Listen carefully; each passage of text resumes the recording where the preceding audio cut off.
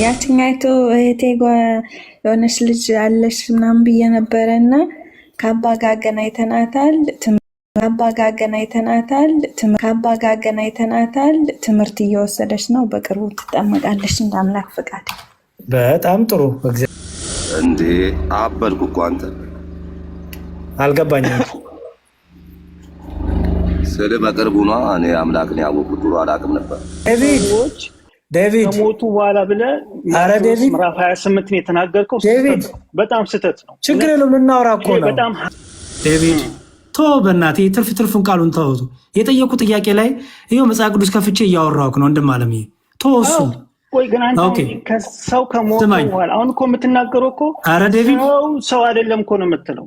ኦኬ እኔ ደግሞ ውሸታም ሰው አልወድም። የሚገርማችሁ ሰላም ማዝሙር እግዚአብሔር ይመስገን። ሰላም እንዴት ናችሁ? ክብሩ ይስፋ። ደህና ነን። እንዴት ነሽ? ደህና እግዚአብሔር ይመስገን። እግዚአብሔር ይስጥልኝ።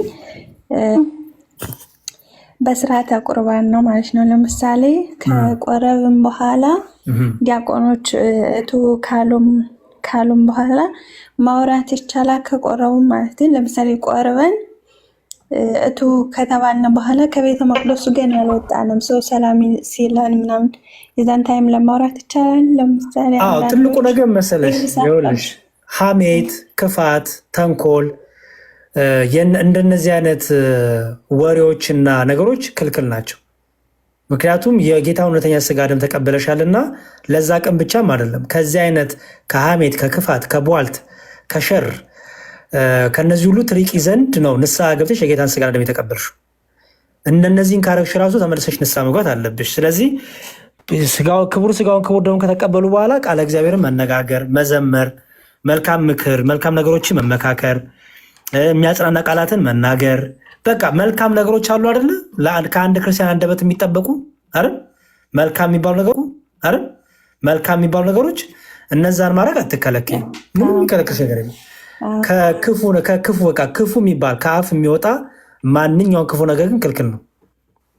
ግን ከዚህ ሁሉ ውስጥ በቃ የተቀበልሽለት ከጌታ ጋር የምትነጋገሪበት ቀን ለምን አታደርጊው?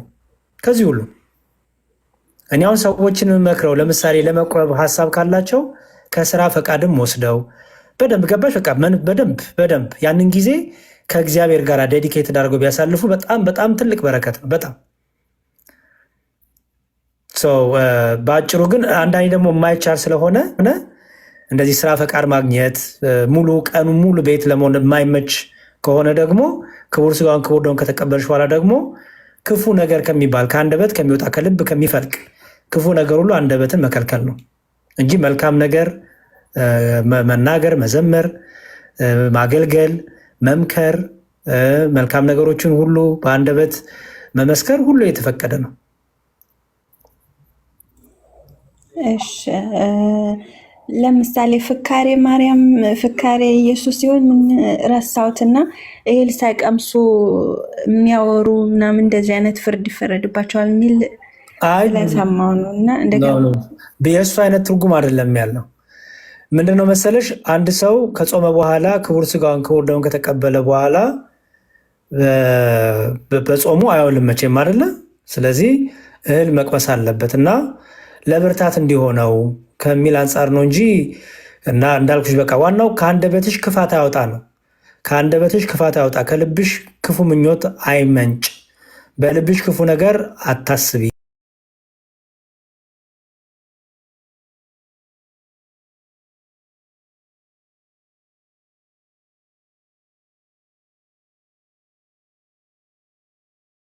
መረዳት ነው ትክክለኛው ነገር በህሊናሽ እና በእውቀት ለክቡር ስጋ ለክቡር ደሙ የሚገባውን ጥንቃቄ፣ ለክቡር ስጋ ለክቡር ደሙ የሚገባውን ፍርሃት እና አክብሮት መስጠት ነው።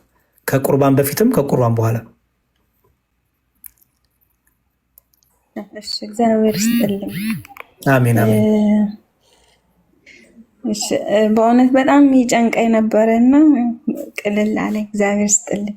አሜን አሜን። እሺ በርቺ የታለም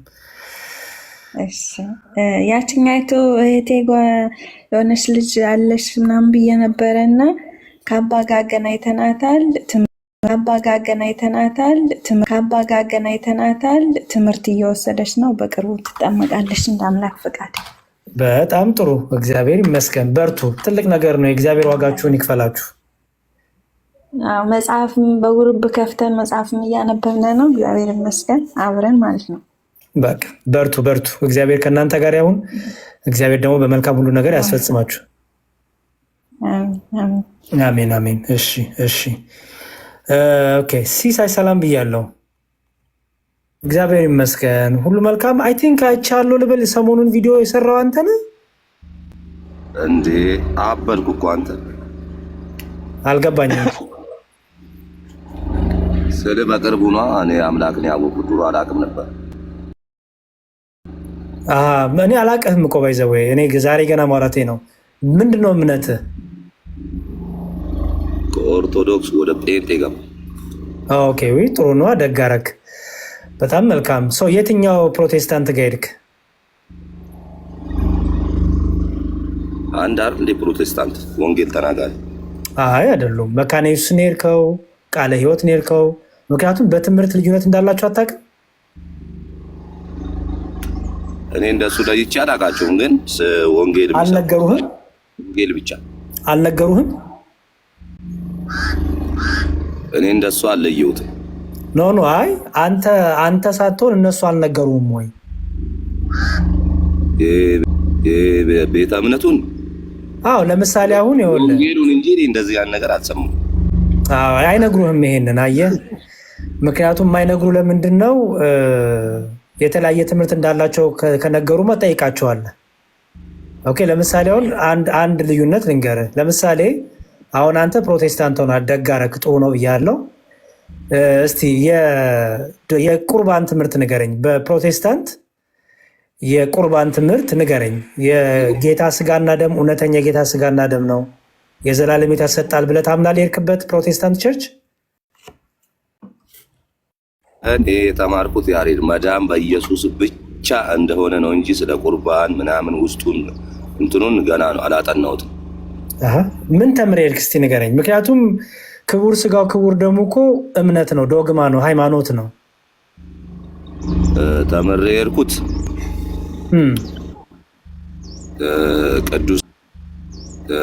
ቅዱሳን እንደማያማልዱ አማላጅ ኢየሱስ ክርስቶስ እንደሆነ። ከማን ነው የሚያማልደው? እንደማይሆን።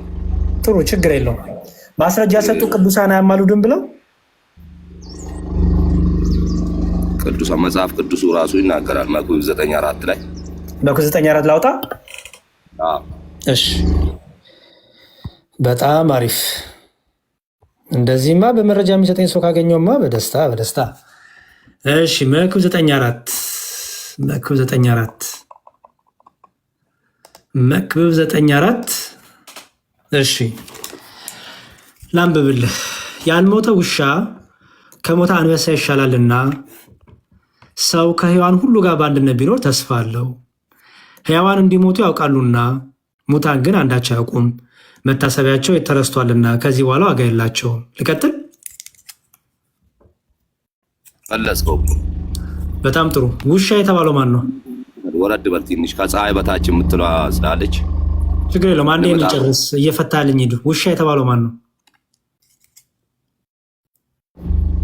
ከሞተ አንበሳ በሕይወት ያለ ውሻ ይሻላል የሚለው ከሞቱ ቅዱሳን ያው እኛ ውሻ የተባለው ማን ነው? ሲስዬ ወንድሜ፣ በውሻ የተመሰለው ማን ነው? የሞቱ ቅዱሳን አይደለም፣ እኛ ነን። እኛ ክርስቲያኖች ናቸው ውሻ የተባሉት። በሕይወት ያለ ሰው አሁን ምድር ላይ ያለ ሰው ከሞቱ በውሻ የተመሰለው ክርስቲያኖች ናቸው ነው እየጠየኩ ያለሁት። በሕይወት ያለ ቃሉን አትውሰደዋ። ቃሉን እኮ ምንድነው ቃሉን ለምን እንደምወስደው ልንገርህ ሲሳይ። ምክንያቱም ውሻ እንዳልሆነ ያውቃል። አንድ ሲሳይ ይኸውልህ፣ አሁን ችግሩ ይሄ ነው። አየህ፣ ይሄ መጽሐፈ መክብብ ማለት በምሳሌ የተቀመጠ ነው። ኦኬ፣ በምሳሌ ከተቀመጠ ውስጥ አንደኛው ውሻና አንበሳ የሚል አለ። ስለዚህ በውሻ የተመሰሉ አሉ፣ በአንበሳ የተመሰሉ አሉ። ክርስቲያኖች ናቸው በውሻ የተመሰሉት። በሕይወት ያሉ ክርስቲያኖች እኔ አሁን እዚህ ጋር ሪካርድ ምናምን የሚያደርጉ ስላሉ እኔ ቃሉን እንደዚህ ሰው ሻል ሲሳይ ቶ ሪካርዱን ቶ ስለ ህይወት ብቻ ተጨነቅ ወንድም አለም ቶ ሪካርዱን ሃይማኖት ስማኝ አንዴ ስማኝ እምነት የሪካርድ ጉዳይ አይደለም ስለ ክብር ብዙ አትጨነቅ ስለ ቃሉ ብቻ ተጨነቅና በዚህ ጋር ያልሞተው ውሻ ከሞተ አንበሳ ይሻላል ይላል መጽሐፈ መክብብ አንደኛው በጥበብና በምሳሌ የተሞላ ክፍል መጽሐፍ ነው በዚህ ውስጥ በምሳሌ የተቀመጡ ውሻና አንበሳ አለ በውሻ የተመሰሉት ማን ናቸው ንገረኝ ውሻ ተብለው በውሻ የተመሰሉት ማን ናቸው በምድር ያሉ ሰዎች ናቸው ያልሞቱ ክርስቲያኖች ሰው በቃ ሰው አሃ ሰው ሁሉ ማለት አልገባኝ ለምሳሌ በጣዖት አምላኪያንም ውሻ ናቸው ይመለሳሉ እኮ ጣዖት አምላኪ በዛው ይቀራል እንዴ ሲገባው ይመጣ የለ እንዴ ንስሐ ገብቶ ወደ ጌታ መምጣት አይችልም እንዴ አንድ ሰው የተሳሳተ ኦኬ አሁንም አልገባህም ጥያቄ ወንድሜ ይሄ ክፍል የሚያወራው ስለማን ነው ንገረኝ ኦኬ እንደዚህ እናድርግ ነው ከላይ ልጀምርልህ የሞቱትን ቅዱሳን አንዴ ወንድም አለ ከላይ ሲጀምር ቁጥር 1 እንዲላል ይወለ ጻድቃንና ጠይባን ስራቸውን በእግዚአብሔር እጅ እንደሆነ ይህን ሁሉ መረምር ዘንድ በልቤ አይኖርኩ ፍቅርም ጥልም ቢሆን ሰው አያውቅም ሁሉ ወደፊታቸው ነው የጻድቁና የበደለኛው የመልካሙና የክፉ የንጹህና የርኩሱ መስዋዕትን የሚሰዋና የማይሰዋው የሰው ሁሉ ድርሻው አንድ ነው እንደ መልካሙ ሰው እንዲሁ ኃጢአተኛው እንደ መሐለኛው ሰው እንዲሁ መሐላን የሚፈራ ነው ይላል እዚህ ውስጥ ያለው ጻድቅና በደለኛ ጻድቅና በደለኛ የተባሉት ማን ናቸው ጻድቅ የተባለው ማን ነው በደለኛ የተባለው ማን ነው ካቱ ቁጥር 1 ጀምሮ ነው ሐሳቡ ያለው በሁለት ከፍሎልሃል ጻድቅ አሉ በደለኞች አሉ ጻድቅ የተባሉት ነው ማን ናቸው በእግዚአብሔር የጸደቁ ናቸው በደለኞቹስ በደለኞቹ እንጃ በደለኞቹ እንግዲህ እግዚአብሔርን የካዱና እንደ ደሞ ለዚህ ወደ ሲሲ ወንድሜ ጴንጤ ስትሆን ስማኝ ወንድሜ ጴንጤ ስትሆን በሆነች ምዕራፍ 9 ቁጥር 1 ቁጥር 2 ቁጥር 3ን ሳታነብ በ4 እና በ5 ምክንያቱም መጽሐፍ ቅዱስ ሲነበብ ከቁጥር 1 ጀምሮ ነው የሚፈታው አውዳዊ ፍቺ እንድታገኝ ኮንቴክስቹዋል ፍቺ እንድታገኝ የመልእክቱን ጭብጥ ሐሳብ እንድታገኝ ከቁጥር 1 ጀምሮ የሚነበበው የቁጥር 1 ታሪክ ሳይገባ 3 እና 4 እና 5 ብቻ ወስደህ ጴንጤ ሆንኩ ብትል ይሄ በጣም ያስቃል ስለዚህ በደንብ አስተውል እዚህ ጋር በደንብ እዚህ ጋር ሁለት አይነት ሰዎች አስቀምጦልሃል ጻድቁና በደለኛው ብሎ ኃጢአተኛው ብሎ መልካሙና ክፉ ብሎ አስቀምጦልሃል ኦኬ መልካሙና ክፉ ጻድቁና በደለኛው እያለ በኮምፓሬቲቭ መልክ አስቀምጦልሃል አስተውል በደንብ እዚህ ጋር የተቀመጡት ከዛ ካስቀመጠ በኋላ የንጹህና የርኩሱ ብሎ አስቀምጧል መስዋዕትን የሚሰዋና የማይሰዋው ብሎ አስቀምጧል የሰው ልጅ ድርሻው አንድ ነው እንደ መልካም ሰው እንዲሁ ኃጢአተኛው ይላል አየው መልካም ሰው አለ ደግሞ ኃጢአተኛው አለ እንደ መሐለኛው ሰው እንዲሁ መሐላን የሚፈራ ደግሞ አለ ኦኬ አንድ ድርሻ ሁሉ እንዲያገኝ ከፀሐይ በታች በተደረገው ሁሉ ይህ ነገር ክፉ ነው መልስልኝ ሲሳይሆን አንድ ድርሻ ሁሉን እንዲያገኝ ከፀሐይ በታች በተደረገው ሁሉ ይህ ነገር ክፉ ነው ይህ ነገር ክፉ ነው የተባለው ምንድን ነው እሱ ነገር አልገባኝም ከፀሐይ በታች ነው ያልከው ለሚደረገው ነገር ታፈንታ ይላል ያው አንድ ድርሻ ሁሉን እንዲያገኝ ከፀሐይ በታች በተደረገው ሁሉ ይህ ነገር ክፉ ነው ምኑ ነው ይህ ነገር ክፉ ነው ያለው እኔ እንጃ አብራራልኝ እሱ እስቲ ኦኬ አየህ ስለዚህ የነገሩ ክችን ነው እንጂ ከላይ ጀምሮ አልነገሩህም አንተም ከላይ ጀምሮ አላነበብኩም ራሴ ነኝ ያነበብኩት እኔ ባይዘው የሙሉታልኛ ታዲያ ይሄን ከላይ ጀምሮ ካነበብኩ ፍታልኝ ግን ምን አለ መሰለህ ፍታልኝ ከላይ ጀምሮ ካነበብከው ሲሳይ ጥያቄ ብቻ እኮ አይደለም ስለ ጥምቀትም አለ ስለ ስዕል አድኖ አለ ገና ነኝ ቆይ አንዴ ዝም ብለንማ ስንዘል አንውልም መጀመሪያ ያመጣውን ጥቅስ እንየው ያመጣው ጥቅስ ኢቭን በፕሮቴስታንቱ ትርጉም እንኳን አንተ እንደምትለው አይተረጉሙት ኦኬ በቃል የሚነግሩና በመጽሐፋቸው ያስቀመጡት ራሱ የተለያየ ነው አዲሱ መደበኛ ትርጉም የሚባል መጽሐፍ አላቸው ይሄን ታውቃለህ አቦቹን እኔም አለየውም አፕሊኬሽን አፕሊኬሽን አይደለም እኔ ስለ መጽሐፍ ነው የማወራ። ይሄ መጽሐፍ ታውቀዋለህ? አሁን እኔ ያለኝ ነው ማለት ይሄ መጽሐፍ ታውቀዋለህ? የፕሮቴስታንቶቹ መጽሐፍ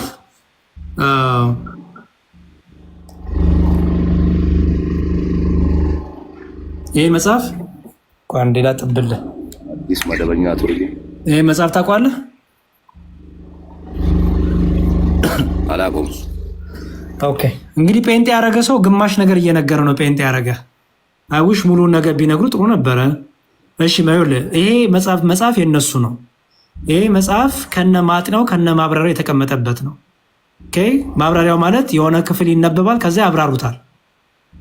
ኦኬ ሶ መክብብ ላይ መክብብ 9ን እስቲ ይኸውልህ ማጥናው ጽሑፍ ታች አለ ይታያል አይደል? እና መክብብ 9ን እስቲ ደግሞ ምን ብለው እንዳብራሩት እኔ የራሳቸው መጽሐፍ ማለት ነው። እሺ መክብብ 9 ምን ይላል መሰለ? እሺ ይኸው እዚህ ጋር ምን እንደሚል ይኸውና መክብብ 9 ቁጥር 1 ይኸው እዚህ ጋር ፍቅር ይሁን ወይም ጥላቻ ወደፊትም የሚሆነው ነገር ሁሉ በእግዚአብሔር እጅ ነው። የወደፊቱ መልካም ይሁን ወይም አይሁን የሚያውቀው ሰው የለም። የመጨረሻ ዕጣ ፈንታ አንድ ነው። ጠቢቡና ሞኙ ብቻ ሳይሆኑ ደጉና ክፉም ሰው መጨረሻው አንድ እንደሆነ በ3:20 ላይ ተመልክቷል። በመጨረሻ እግዚአብሔር ለተደረገው ነገር ተገቢ ፍርድ እንደሚሰጥ ሰባኪው እርግጠኛ ለመሆኑ በ8:12 ላይ ያስቀምጣ ይላል። በክፋት የጻድቁና የኃጡ አስተውል። በክፋት የጻድቁና የኃጡ በሞት አንድ መሆን አንዳንድ ሰዎችን ኃጢአት እንዲሰሩ ያደፋፍራቸዋል። አየውም እንደሚል ምንም ዋጋ የላቸውም። የሞቱ ሰዎች በምድራዊ ሕይወት ለመደሰትና በድካማቸው ፍሬ ለመጠቀም እድል የላቸውም። አየውም እንደሚል ይሄ የፕሮቴስታንቱ መጽሐፍ ነው ማሳያ ያለሁት። አንተ ስለምንድን ነው የሚያወራው? ያው የሞቱ ሰዎች ይልና ያው የሞቱ ሰዎች በምድራዊ ሕይወት ለመደሰትና ይላል። ይኸው በድካማቸው ፍሬ ለመጠቀም እድል የላቸውም ነው የሚለው። ይኸው አሁን እየተናገረ ያለው ንስሐ ሳይገቡ በምድር እያሉ በኃጢአት በበደል እንደፈለጉ ሆነው ንስሐ ሳይገቡ የሞቱት ሰዎች ምን የላቸውም? እድል የላቸውም ለመጠቀም ተመልሶ፣ ምክንያቱም ሞተዋልና ይላል። ይኸው አሁን ይሄ ማሳይ የራሱ የፕሮቴስታንቱ መጽሐፍ ነው ማሳይ። ኦኬ ቀጠለ። ከዛ ደግሞ ይላል መሰለ እሺ ከቆላሲያስ 3:23 ጋር ያነጻጽሩ እያለ ይመጣል። ከዛ ጊዜና እድል ይላል። ጊዜና እድል ማን እንደሚሳካለት እርግጠኛ መሆን አይቻልም። ይህም ሁነቶች ሁሉ በሰው ቁጥጥር ስር አለመሆናቸውን ያረጋግጣል። ጊዜ የመከራ የጥፋት ጊዜ ነው። ሰዎችም ይጠመዳሉ። ማንም ሰው መቼ እንደሚያሸንፍ ወይም መቼ እንደሚሸነፍ ማወቅ ስለማይችል አስቀድሞ ድል አደርጋለሁ ብሎ መናገር አስቸጋሪ ነው። አዩን እንዳስቀምጠው አሁን አንተ መክብብ 9ን በቃል የነገሩክና በመጽሐፋቸው ያስቀምጡ ጴንጤዎቹ አይገናኝም። በቃል የነገሩ ምን ብለው ነው? እዚህ ጋር የሞቱት ምንድን ነው ይሄ ማለት ነው። ለአንተ የነገሩ ምን ብለው ነው? ይኸው ከፀሐይ በታች ሁሉ ላይ የሚሆን ክፋት ነው የሁሉ መጨረሻና ከዛ በኋላ በሔዋን መካከል ያለ ማንኛውም ሰው ተስፋ አለው። በሕይወት ያለው ውሻ ከሞት አንበሳ ይሻላል። ሕያዋን እንዲሞቱ ያውቃሉና ሙታን ግን ምንም አያውቁም፣ መታሰቢያቸው ይረሳል፣ ምንም ዋጋ የላቸውም። ይሄን ምን ብለው ነገሩክ? ላሳይክ ነው፣ ችግር የለውም ላሳይ ነው ወንድሜ። ምን ብለው ነገሩክ? እነዚህ አንበሳ የተባሉት ቅዱሳን ናቸው ብለው ነገሩክ አይደለ? ውሻ የተባሉት ደግሞ በሕይወት ያሉ ክርስቲያኖች ናቸው። ስለዚህ እኛ በሕይወት ያለን ክርስቲያን ከሞቱ ቅዱሳን እንሻላለን ብለው ነገሩክ። ለምን አሉ? ቅዱሳን ከሞቱ በኋላ ምንም ስለማያውቁ አይደል ያሉክ አይደል? መጽሐፉም አሁን እንደዛ ነው የሚለው። ኦኬ አይልም እንደዛ መጽሐፉ እንደማይልማ እዚሁ ላሳየ። ተመልሼ ወደ መጽሐፍ ቅዱስ ልመለስማ። መጽሐፍ ነው ያለው እዚህ ምድር ላይ። እኔ እኮ ግራ ገባኝ። ግራ ይግባ ወንድሜ። መማር ነበረብህ አንተ፣ መማር ነበረብህ። አየህ የሆነ ነገር ባየ ቁጥር ግራ ገባኝ ከምትል ቁጭ ለመማር ነበረብህ። አለመማርክ ነው ግራ ገባኝ የሚያሰኝ። አሁን በደንብ አንተ ያዝከው መጽሐፍ ምን የሚባለው ነው? እኔ ይሄ 1954 ነው እኮ እኔ ላንብበው። ምንድን ነው የሚባለው? 81 አሃዱ ነው። ይሄ ኮምፒውተር ላይ ያለ እኮ ይኸው ወርድ ፕሮጀክት ለብጽፍ ይወጣላል። ይኸው ይሄ ማለት ነው ወርድ ፕሮጀክት። ይሄ ወርድ ፕሮጀክት አማሪክ ባይብል ብትል ይወጣላል። በቃ እሱን ላይ ያለው ከመጽሐፍ ላይ። ሌላው ጥያቄ ላቅርብ። አንዴ ላሳይክና ታቀርብልኛለህ ወንድሜ። ያልከው አንዴ ላጣራልህ ለአንተ ስለሚጠቅምህ። እሺ ይኸው ምን እንደሚል አስተውል። ያልሞተ ውሻ ከሞተ አንበሳ ይሻላልና ሰው ከሕያዋን ሁሉ ጋር በአንድነት ቢኖር ተስፋ አለው። ሕያዋን እንዲሞቱ ያውቃሉና ሙታን ግን አንዳች አያውቁም። መታሰቢያቸው ተረስቷል፣ ከዚህ በኋላ ዋጋ የላቸውም። አሁን በደንብ አስተውል። ለምሳሌ አንተ በክርስቶስ አመንክ አይደል ሲሳይ? ስሞት ዋጋ የሌለኝ እኮ ለምድራዊ ነገር ነው። ፀሐይ በታች ጥያቄ እሱ አይደለም። ጥያቄ አንተ ትረሳለህ? መታሰቢያ ይረሳል ስትሞት? ያው እንግዲህ የሰማዩን ባናቅም ከሞትም በኋላ እኮ ወደ ምድር ላይ የሚፈጸመውን ነገር አናቅም ማለት እኮ። እነሱ ጋር አልደረስኩም እኔ። ትረሳል? እኔ መታሰቢያ ይረሳል ነው ያልኩት። ይረሳል ማለት የኔ ማሰቢያ እኮ ነው የሚረሳው። መታሰቢያ ማለት ታውቃለህ? የአንተ ማሰቢያ ማለት አይደለም። መታሰቢያ ማለት የአንተ ማሰቢያ ማለት ነው። ኧረ ተው። መታሰቢያ ማለት ስለ አንተ በምድር ላይ የምትታሰበው ማለት ነው እንጂ የአንተ ማሰብ ማለት አይደለም። ለምሳሌ አንድ ክፍል ላሳየህ። እዚህ ትንቢተ ኢሳያስ ላይ እንደሚል ቃል አለ። ትንቢተ ኢሳያስ ምዕራፍ 56 ላይ ይኸው ምን እንደሚል ምዕራፍ 56 እንዲላል፣ እግዚአብሔርም ሰንበቴን ስለሚጠብቁ ደስ የሚያሰኝ ነገር ስለሚመርጡ ቃል ኪዳኔንም ስለሚይዙ ጃንደረቦች እንዲህ ይላል። ምን ይላል? በቤቴና በቅጥሬ ውስጥ ከወንዶችም ከሴቶችም ልጆች ይልቅ የሚበልጥ መታሰቢያና ስም እሰጣቸዋለሁ፣ የማይጠፋም የዘላለም ስም እሰጣቸዋለሁ ይላል። አሁን ቅድም ምን አልክ አንተ? የእግዚአብሔር ቅዱሳን በምድር ላይ መታሰቢያቸው ተረስቷል አልክ፣ ዋጋም የላቸውም አልክ። እዚህ ጋር ጌታ ምን ይላል? እግዚአብሔር በቤቴና በቅጥሬ ውስጥ ከወንዶችና ከሴቶች ልጆች ይልቅ የሚበልጥ መታሰቢያና ስም እሰጣችኋለሁ፣ የማይጠፋም የዘላለም ስም እሰጣችኋለሁ ይላል። አየው፣ ይሄን ለምንድን ያላሳዩ?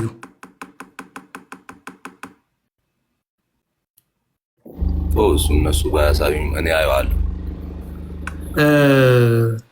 ይኸውልህ ወንድሜ፣ መርጠህ ከተማርክ ችግር ውስጥ ትገባለህ።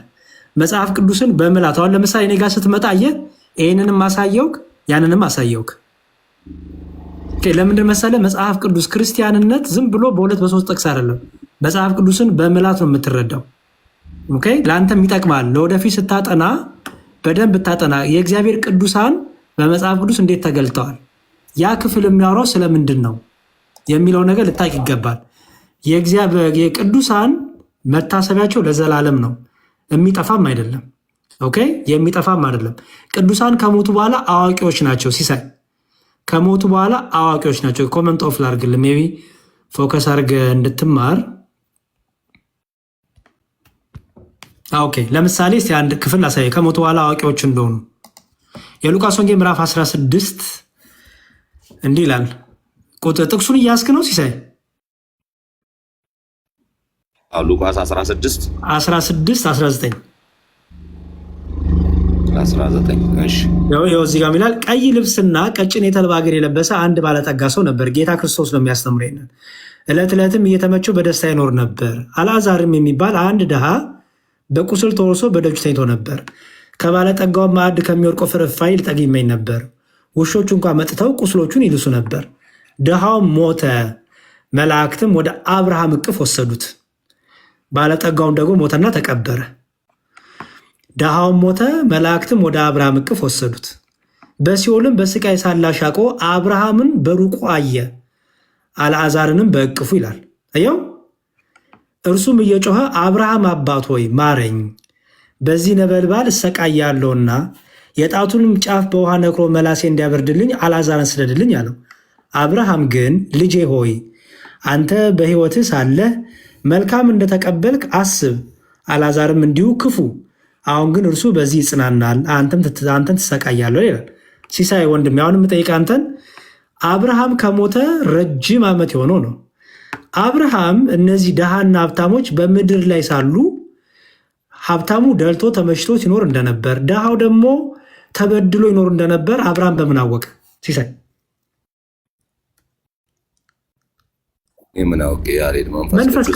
መንፈስ ቅዱስ ሲሲ ወንድሜ መንፈስ ቅዱስ አየ መንፈስ ቅዱስ ከነሱ ጋር ስላለ አዋቂ ናቸው ስንል በራሳቸው አይደለም። ይሄን ነው ቅዱሳን ያውቃሉ፣ ይረዳሉ፣ ይሰማሉ ስንል በራሳቸው አይደለም። መንፈስ ቅዱስ ግን ይገልጥላቸዋል ብለን እናምናለን። ምክንያቱም ሲሳይ ለምሳሌ አንድ ነገር ልጠይቅህ። አንተ ስትሞት ነፍስህ ነው ስጋህ ነው የምትሞተው? ስጋ ነው። ነፍስ ግን ሕያው ናት አይደል? አዎ። ነፍስ ባህሪዋ ምንድን? ለምሳሌ ተናጋሪነት ያመነ ሕያውነት እንዳለው ነው። ስንት ባህሪ? ነፍስህ 3 ባህሪ አላት ታውቃታለህ? የነፍስን 3ቱን ባህሪ የማንም የሰው እግዚአብሔር 3 ባህሪ እንዲኖራት አድርጎ ነፍሳችን የፈጠረልን። ምንድን ነው? ይህንን አላውቅም። ተናጋሪነት፣ አዋቂነትና ዘላለማዊነት። ነፍሳት ግን በእግዚአብሔር ያመኑ ናቸው፣ በክርስቶስ። አዎ ይኸውልህ፣ በክርስቶስ ያመኑ ያንቀላፉ እነዚህ ቅዱሳን መንፈስ ቅዱስ ከነሱ ጋር ስላለ የነፍስ ባህሪያቸው ደግሞ አትሞትምና የጧ ተናጋሪነታቸው። ለምሳሌ በሰማይ የሞቱ ቅዱሳን ምስጋና አለ የለም? በሰማይ ወደ እግዚአብሔር እነሱ የሚያቀርቡት ነው። በሰማይ ምስጋና የቅዱሳን ምስጋና አለ ወይስ የለም? በሰማይ ማቻዩ እሱ ነው እጄ። ተስፋ ምንድን ነው? ከሞት በኋላ ህይወት አለ ትላለህ እንዴ? እሱ ያው ጌታችን ብሏል፣ ግን ያንን ደግሞ እንትኑን አናቆማ። እዛ ሄደን አላየንም። ያው የተስፋ ቃሉን ነው እንጂ የምንሰማው። እስቲ አንድ ነገር ላሳየሽ። የዮሐንስ ራዕይ ምዕራፍ 6 ቁጥር 9 ላይ እንዲህ የሚል ቃል አለ። እንግዲህ በሰማይ ያለውን ህይወት ደግሞ ላሳየ። ዮሐንስ ራዕይ ምዕራፍ 6 ቁጥር 9 ያው እንዲህ ይላል፣ 5ኛውንም ማኅተም በፈታ ጊዜ ስለ እግዚአብሔር ቃልና ስለጠበቁት ምስክር የታረዱትን የሰዎች ነፍሳት ከመሠዊያው በታች አዩ ይላል። ይታያል አይደል? ሳይ ስለማን ነው? እነማን ናቸው እነዚህ ይላል? ስለ እግዚአብሔር ቃል የታረዱና የተገደሉ ነው የሚላየው። እነዚህ ቅዱሳን ናቸው። በታላቅ ድምፅም እየጮሁ ይላል። አየው፣ ይናገራሉ። እነዚህ የታረዱት ነፍሳት በሰማይ እኮ ነው። ስጋ አፈር ተቀብሮ ከየት ያመጣሉ ድምፅ? ምላስ ምናምን። አየህ፣ እሱን ነው አሁን እሱን ያዝልኝ፣ አስተውል። መናገር ለምሳሌ አንድ ሰው መስማት ተሳነው። ሲሳይ ወንድሜ መስማት የተሳናቸው አሉ አይደለ? ያወራሉ አይደለ? በምንድን ነው የሚያወሩት? በምልክት። ምልክቱ ግን ከውስጣቸው ያለውን አይደለም የሚገልጸው። እነሱማ በምድር ያሉት ነው በምልክት የሚያወሩት እኮ። ኖ እሱን አይደለም የጠየኩህ ሲሲዬ። ይኸውልህ ስጋ ለብሰው ያሉት ናቸው። የሞቱ ግን እንዴት ሊያወሩ ይችላሉ? ሲሳይ ቆይ አዳምጠኝ።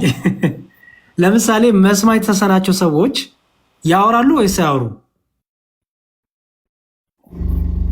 እሱማ በምልክት እኮ ቋንቋ ያወራሉ። ኖ ይኸውልህ ይሄ ምልክቱ ጣትክ በውስጣቸው የሚናገረው ነፍሳቸው የምትናገረው አይደል? በጣታቸው የሚገልጹት። ለምሳሌ እኛ ነፍሳችን የምትናገረውን በአንደበት እንገልጸዋለን አይደል? አዎ። በቃላት እንገልጸዋለን አይደል? በፊደል። እውነት ነው።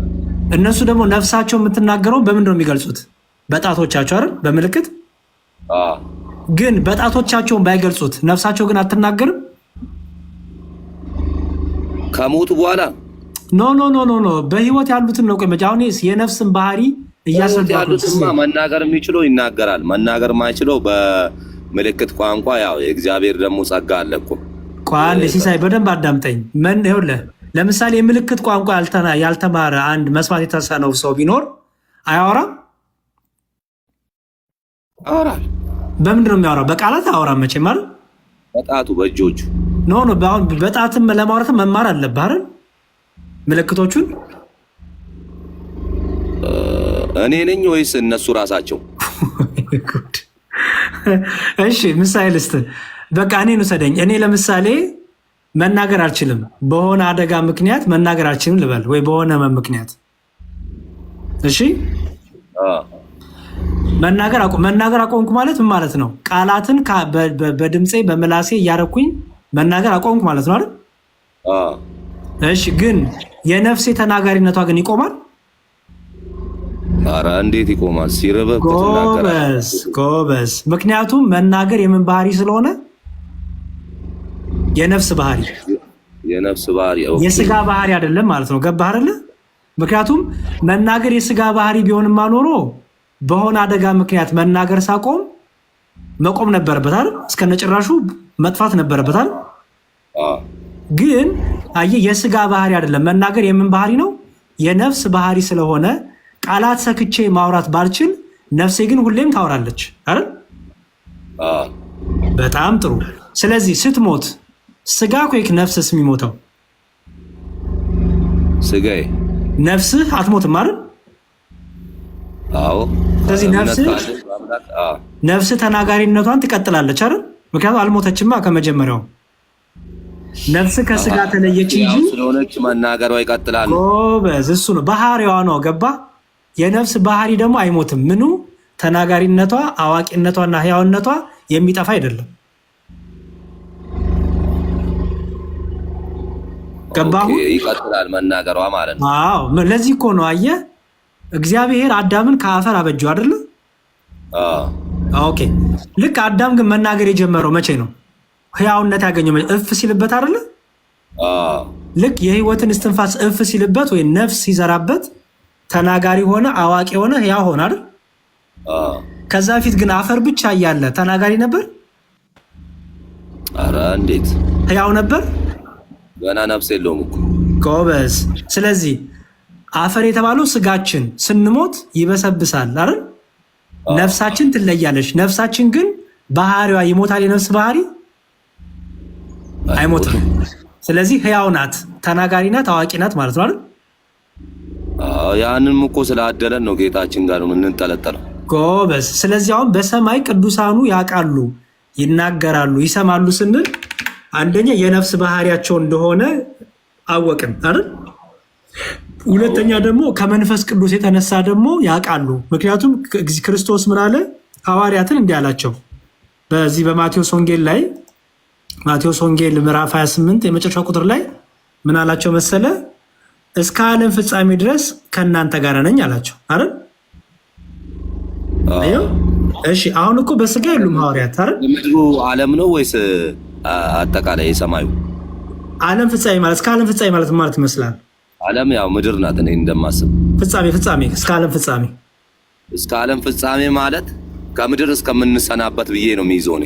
አንተ እንዴት ነው? እንደዛ ከሆነማ አሁን እኮ በስጋ የሉም ሐዋርያት። ስለዚህ ክርስቶስ ከነሱ ተለይቷል እንዴ? መንፈስ ቅዱስ ከኛ ጋር አለ። አሁን ኖ ስለ አንተ አይደለም፣ እኔ ስለ ሐዋርያት ነው የምናገረው። ሐዋርያቱን እስከ ዓለም ፍጻሜ ድረስ ከእናንተ ጋር ነኝ አላቸው።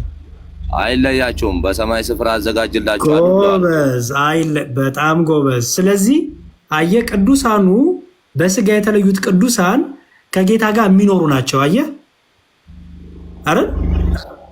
ለዚህ ነው ቅዱስ ጳውሎስም ልኖር ወደ ጌታ ልሄድ እናፍቃለሁ ያለው። ለዛ አይደለ? አየህ በሞት መለየቱን ወደ ጌታ መሄዱን ኑሮ ነው ብሎ ነው የጠራው።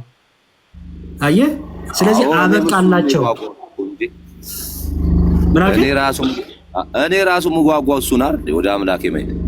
ምክንያቱም መኖር ስለሆነ አየህ፣ ማብቃት አይደለም መቆም፣ መኖር ነው። እንዲሁም በተሻለ መኖር፣ በኃይል በጸጋ ከኃይል ወደ ኃይል ከክብር ወደ ክብር ከፍ ማለት ነው፣ ከጌታ ጋር መኖር።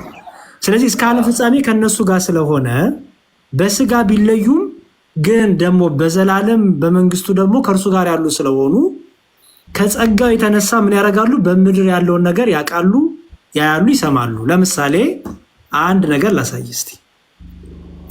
የሉቃስ ወንጌል ምዕራፍ 13 ላይ እንዲህ ይላል። ያው የሉቃስ ወንጌል ምዕራፍ 13 እንዲህ ይላል።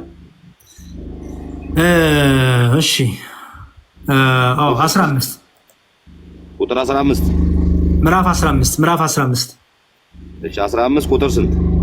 ምዕራፍ 15 ከቁጥር 6 ጀምሮ አንብብልን። 6 እስከ 7 እሺ 6 እና 7 ወደ ቤትም በመጣ ጊዜ ወዳጆቹን ጎረቤቶቹን በአንድነት ጠርቶ የጠፋው በጌን አግኝቼዋለሁ፣ ከኔ ጋር ደስ ይበላችሁ ይላችኋል እላችኋለሁ አለ ክርስቶስ። እንዲሁም ንስሐ ከማያስፈልጋቸው ከ99ኙ ጻድቃን ይልቅ ንስሐ በሚገባ በአንድ ኃጢአተኛ በሰማይ ደስታ ይሆናል። አየው፣ አስተውል። ንስሐ በሚገባ በአንድ ኃጢአተኛ በሰማይ ደስታ ይሆናል አይደል የሚለው? በአንድ ኃጢአተኛ ንስሐ የገባው ሰው በሰማይ ደስታው ይሆናል ነው አይደለም። በምድር ላይ አንድ ኃጢአተኛ ንስሐ ሲገባ በሰማይ ባሉት ቅዱሳን በሰማይ ባሉት መላእክት ዘንድ ደስታ ይሆናል ይላል። አዎ ይላል። በምን አውቀው ነው እነሱ? ያ ሰው በምድር ላይ ያለው ሰው ንስሐ እንደገባ በሰማይ ያሉት ቅዱሳን በምን አውቀው ነው ደስታ የሚያደርጉት በሰማይ? ነፍሳቸው ስላለች፣ መንፈስ ቅዱስ ከነሱ ጋር ስላለ አይደል?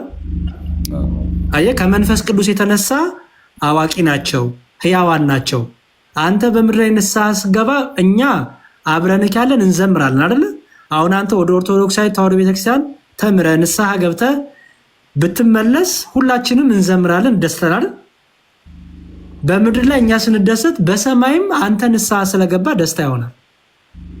ለምንድነው በሰማይ ደስታ የሚሆነው መሰለ? በሰማይም ያለችው ቤተክርስቲያን በምድርም ያለችው ቤተክርስቲያን የጌታ ቤተክርስቲያን ስለሆነች አካሉ ስለሆነች ሁላችንም እዛ ላይ የተጋጠም ነው።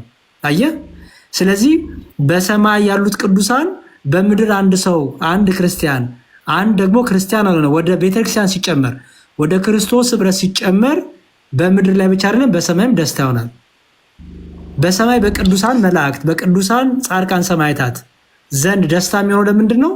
በምድር ያለው ነገር መንፈስ ቅዱስ ስለሚገልጥላቸው።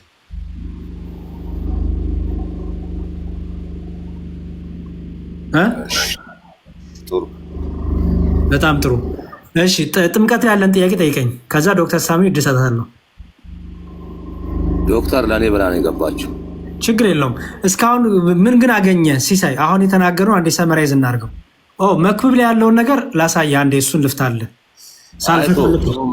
ያሬድ ወይ ገብተዋል ሀሳቡ? አዎ፣ እሱ መጽሐፎቹ የተለያዩ ስለሆኑ አጠቃላይ መጽሐፎቹ እንትን አድርጌ የምረዳውን እረዳና ድጌ ደግሞ እንገናኛለን። እሺ፣ ጥሩ። ሌላው ጥያቄ ስዕል አድኖ ያድናሉ? ስዕል ኦኬ፣ እሺ፣ በጣም ጥሩ። ስዕል ያድናሉ ወይ? እስቲ አንድ ደግሞ ላሳየ አንድ ነገር። እሺ፣ የሐዋርያት ሥራ ምዕራፍ 19 ላይ እንደሚል ቃል አለ። የሐዋርያት ሥራ ምዕራፍ 19 ላይ ቁጥር 11 እንዲህ ይላል። 19:11 እግዚአብሔርም በጳውሎስ እጅ የሚያስገርም ተአምራት ያደርግ ነበር። ስለዚህም ከአካሉ ጨርቅ ወይም ልብስ ወደ ድዌዎች ይወስዱ ነበረ፣ ደዌያቸውም ይለቃቸው ነበር፣ ክፉዎች መናፍስት ይወጡ ነበር ይላል። አሁን በደንብ አስተውል። እነዚህ ሰዎች የቅዱስ ጳውሎስን ጨርቅ እየቆረጡ ነው የሚወስዱት፣ እየቀደዱ ከላዩ ላይ። የሰማይ ነው። ጨርቁን ይወስዳሉ፣ የቅዱስ ጳውሎስን ጨርቅ። ጨርቁ ውስጥ ጳውሎስ የለም። ኦኬ፣ ምክንያቱም ሁሉም እየቀደዱ ወደ ቤታቸው ነው የሚወስዱት። ያ ጨርቅ ግን አጋንንት ያወጣ ነበረ። ያ ጨርቅ ግን በሽተኞች ይፈውስ ነበረ። ኦኬ፣ ጨርቁ ነው እያዳን ያለው ወይስ በጨርቁ ላይ አድሮ ኃይሉን የሚገልጠው ክርስቶስ? ጋር ያለው የጽፋት አንተ ታው ከኔ ጋር ሁን። ሐዋርያት ሥራ ምዕራፍ 19 እያልኩ ሐዋርያት ሥራ ምዕራፍ 19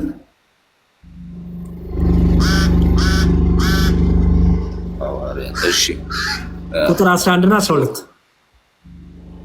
11 እና 12። ስለዚህ አሁን የኔ ጥያቄ ለአንተ የምጠይቅህ የጳውሎስ ጨርቋ ናት የፈወሰችው ወይስ በጨርቁ ላይ ክርስቶስ ኃይሉን የገለጠው? ፈውስ የክርስቶስ ኃይል ብቻ ነው። የክርስቶስ ኃይል ጨርቁ ላይ እንግዲህ አለ ማለት ነው። አዎ። ስለዚህ በቅዱስ ጳውሎስ ጨርቅ ላይ ጨርቋ የቅዱስ ጳውሎስ ናት አይደለ? ጨርቋ ገበያ የምትሸጥ ናት፣ በእጅ የተሰራች ናት፣ የምትታጠብ ናት፣ ሰው ሰራሽ አይደለ? ያቺ ጨርቅ ጨርቁ ግን አጋንንት የሚፈራው ጨርቅ ነበረ። ጨርቁ ልክ ሲነካው አጋንንት እየወጡ ነበረ። ደዌ ያለባቸውን በሽተኞች ሁሉ ይፈወሱ ነበር። ሰው ምንድነው የሚያደርገው መሰለ? ይመጣና የቅዱስ ጳውሎስን ጨርቅ ከላዩ ላይ እየቀደደ ነው የሚወስደው።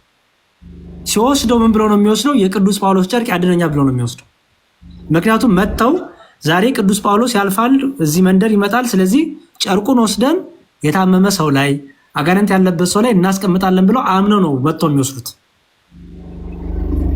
አየህ፣ በዛ ጊዜ ጴንጤ ቢኖር ጴንጤ ምን ነበር የሚለው? በዛ ጊዜ ጴንጤ ቢኖር እነዚህ ሰው አምላኪ፣ እነዚህ ጨርቅ አምላኪ ብሎ ይሰድባቸው ነበር። አየህ፣ እግዚአብሔር ግን እንደ ሰው አይደለም። የእነዚህ ሰዎች ከልባቸው ያለውን እምነት ክርስቶስ አምላክ ስለሚያውቅ በአገልጋዩ በቅዱስ ጳውሎስ ጨርቅ፣ በዛ በምትታጠበው ጨርቅ፣ ሰው በሰራት ጨርቅ ክርስቶስ ግን ኃይሉን ይገልጥ ነበረ፣ ማዳኑ ይገልጥ ነበረ። ይቺ ጨርቅ አጋንንት ታወጣ ነበረ፣ ድውይ ትፈውስ ነበረ። ጨርቅ ምንድን ነው? ጨርቋ አይደለችም የፈወሰችው። በጨርቁ ላይ ግን አድሮ ክብሩን የሚገልጠው ማን ነው? ኢየሱስ ክርስቶስ አይደል? በጣም ጥሩ። እኛም ቅዱሳት ስዕላት፣ ስዕሉ፣ ቀለሙ፣ ይሄ እርሳሱ፣ ከለሩ፣ ሸራው ምናምን ያድናል አላልንም። በስዕሉ ላይ አድሮ ግን እግዚአብሔር በቅዱሳን ላይ ክብሩን ይገልጣል፣ ኃይሉን ይገልጣል ብለን። በአዲስ ኪዳን ግን የጨርቃ አሁን እንደዚህ የሚያድን የለም እኮ። በአዲስ ኪዳን በክርስቶስ ተጠቃሏል ድነቱ። ማን ያለው እስቲ ያሳየኝ እንዴ? ክርስቶስ ማዳን ካቆመማ፣ ዛሬም ድረስ ክርስቶስ ካላዳነማ ምን ክርስቶስ ለሚያምኑት ሁሉ እኮ ነው የሚለው። አሁን በስሙ ነው። አሁን እስቲ አንተ ለምሳሌ በጨርቅ አድነኝ ታድነኛለህ? በጨርቅ እስቲ አንተ በጨርቅ አጋንንት አውጣ፣ የሞት አስነሳ፣ ታስነሳለህ? ኧረ አይቻልም እንዴ? ስለ ጸጋው ስለቆመ ነው አይደለም እኮ አይደል? ምን መንፈሳዊ ብቃት ቅድስናው እንደነ ጳውሎስ ያለ ንጽህና ቅድስና ስላልተገኘብን እንጂ ይሄ ጸጋ በእኛ ዘመን ለምን ይከለከላል? አይከለከልም። ኢየሱስ ክርስቶስ ትናንትም ዛሬም ያው ነው። የጸጋውን አቁሞ አያውቅም። አዳኝነቱን አቁሞ አያውቅም። በጸበሉ ያድናል፣ በቅዱስ እምነቱ ያድናል፣ በብዙ ድንቅ ስራ ያጽናል። በመጽሐፍ ቅዱሱ እንኳን ኃይል መጽሐፍ ቅዱስን አንድ ሰው በእምነት ቢተሻሸው አያድነውም እንደ ሲሳይ? አሁን ጳውሎስ እንግዲህ የጌታችን ፍቃድ ሆኖ ነው እንትንም ታቦቱም አለ። አሁን ለምሳሌ በዛን ጊዜ ነበረና አንድ ስዕሉ ላይ ጨርስ ሲሲዬ፣ ስዕሉ ላይ ጨርስ ወንድሜ። ከዚህ አንዝላል። ቆይ ስዕሉ ላይ ጨርስ። እኛ ስዕላት አንደኛ መጽሐፍ ቅዱሳዊ ናቸው ብለን እናምናለን። መጽሐፍ ቅዱሳዊ ናቸው ማለት መሰለ፣ ለመጀመሪያ ጊዜ ራሱ ስዕል ያስተማረ እግዚአብሔር ነው። ይህን ታውቃለህ? ስዕል አስተምሯል እንዴ? ታዲያ ሙሴን በታቦቱ ላይ ሳል ያለው ምንድን ነው? እሱንማ ታቦቱ ላይ ኃይል አድርጎለት ነው። ምንድን ነው ሙሴን ታቦቱ ላይ ሳል ያለው ነው ያልኩ? ምንድን ነበር ሳል ያለው? ቅረጽ ያለው?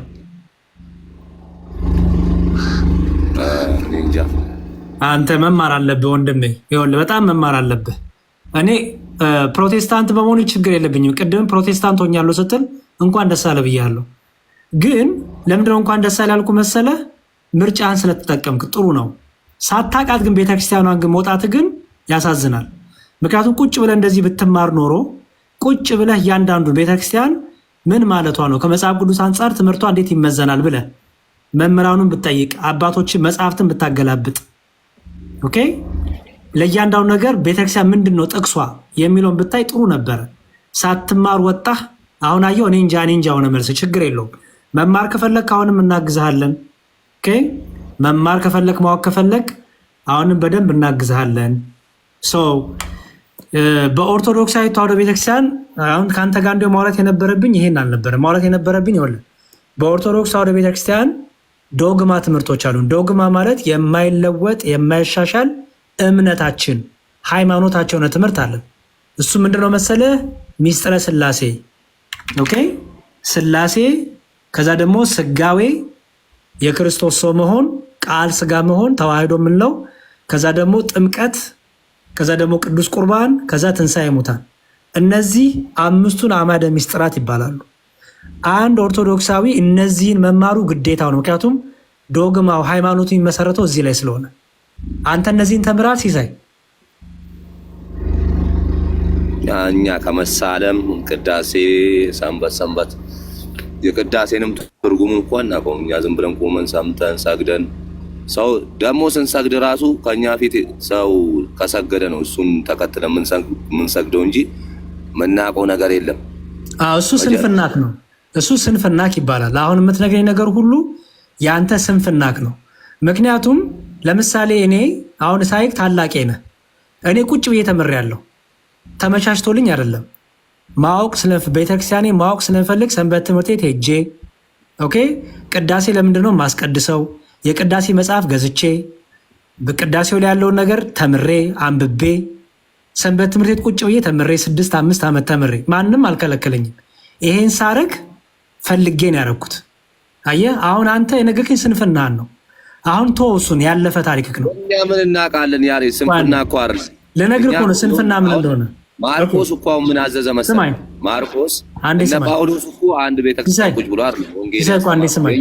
የኔ ስንፍና አይደለም ሲሳይ፣ ስንፍናን ነው የምነግርህ። ለምን መሰለህ ስንፍናን የምነግርህ? ለምሳሌ ኦኬ፣ ስንፍናን ላሳይህ። ቅዳሴ ያስቀድሰህ ታውቃለህ? እኔ ትርጉሙን አላውቀውም። እዛ እኔ ስለ ቅዳሴ ልጠይቅ አይደለም። ቅዳሴ ያስቀድሰህ ታውቃለህ? እሺ፣ ምንድን ነው የሚነበበው ቅዳሴ ላይ? ግዕዝኛ ነው እና ምን መጽሐፍ ይነበባል? የሚደረጋለ እንትን ስም እየተጠራ ወልደ ገብርኤል ተማሪ ቅዳሴ ላይ ምን መጽሐፍ ይነበባል? ያኮ ሲሳይ እኔ ታውቂው ያሬድ የሚነበበው። ስለዚህ አየኸው እማማ ዝናሽ እንዳቱ አልተማርክም ወንድሜ። አሁን ይሄን የምነግርህ በፍቅር ነው። ነግሬሃለሁ እኮ ያሬድ አልተማርኩም ብያለሁ። በቃ ስለዚህ መማር እኮ ነው ሲሶ ወንድሜ። ይኸውልህ ላለመማርህ ምክንያት ካበጀህ ነገም አትማርም። ለምሳሌ እኔ የሆነ ነገር ባላቅ ከኔ ስንፍና ነው እንጂ ቤተክርስቲያን አጉደላብኝ አይደለም። ምክንያቱም በአሁን ሰዓት አሁን ቲክታክ እንኳን ከተጀመረ ሲሳይ 4 ዓመት ሆነ። እኔ እንኳን ቲክታክ 4 ዓመት ሆነኝ። 4 ዓመት ሙሉ ዩቲዩብ አለ፣ ቲክታክ አለ፣ በጣም እልፍ ትምህርቶች አሉ። ያለፈውን ህይወትን በዚህ 3-2 ዓመት ውስጥ ግን ዩቲዩብ ላይ ገብተህ 5 አዕማደ ምስጢራት ብትል ዝርግፍ ያደርግልሃል። አየው፣ ነገረ ስላሴ ብትል ዝርግፍ ያደርግልሃል። ነገረ ጥምቀት ብትል ዝርግፍ ያደርግልሃል። ትምህርቶች ስንፍና ነው የምልህ ለዛ ነው። እጅግ ላይ ያለውን ስማርትፎን ቤተክርስቲያን ልክ እንደ ቤተክርስቲያን እንደ ሰንበት ትምህርት ቤት አገር ልትጠቀምበት ይገባል። ስለምወድ ነው የምነግርህ ሲሳይ፣ እንድትበረታ። ምንም እምነቱን እሱ ጉዳይ አይደለም፣ እሱ ያንተ ምርጫ ነው። ኦርቶዶክስ ነኝ እንግዲህ ወደ ኦርቶዶክስ መመለስ ፈልጋለሁ ካልክ ግን ቁጭ ብለህ ተምረህ ነው የምትመለሰው። ቁጭ ብለህ አጥንተህ እነዚህ ዶግማ ትምህርቶች ላይ እምነትን ተክለህ ተጠይቀህ አዎ ገብቶኛል አምኛለሁ ብለህ። ምክንያቱም በኦርቶዶክሳዊ ተዋህዶ ቤተክርስቲያን እንደ ራስ አድርጎ መተርጎም አይቻልም። የግሌ መርዳት የግሌ መገለጥ የሚባል ነገር የለም። ስለዚህ ወንድሜ ሚስጥረ ስላሴ እነዚህ 5 አዕማደ ምስጢራት ስላሴ የእግዚአብሔርን ሶስትነትና አንድነት የምንማርበት እኛና ፕሮቴስታንት የለየን እነዚህ ትምህርቶች ናቸው። አልነገሩም እነሱ የነገሩ ስለ መላእክት ከመላእክት ጋር ከቅዱሳን ጋር ከገድላት ድርሳናት አድርገው የነገሩ ውሸት። እኛና እነሱን የለየን የጌታ ትምህርትን የለየን። እኛና ፕሮቴስታንት የለየን የስላሴ ትምህርት፣ የክርስቶስ ትምህርት፣ የጥምቀት ትምህርት፣ የቁርባን ትምህርት፣ የትንሣኤ ሙታን ትምህርት የለየን። ለምሳሌ በስላሴ ትምህርት ልዩነታችን ልንገር። ለምሳሌ እኛ በስላሴ ትምህርት ምን እናምናለን መሰለ? መንፈስ ቅዱስ ከአብ ብቻ ነው የሚሰርጸው ብለን እናምናለን።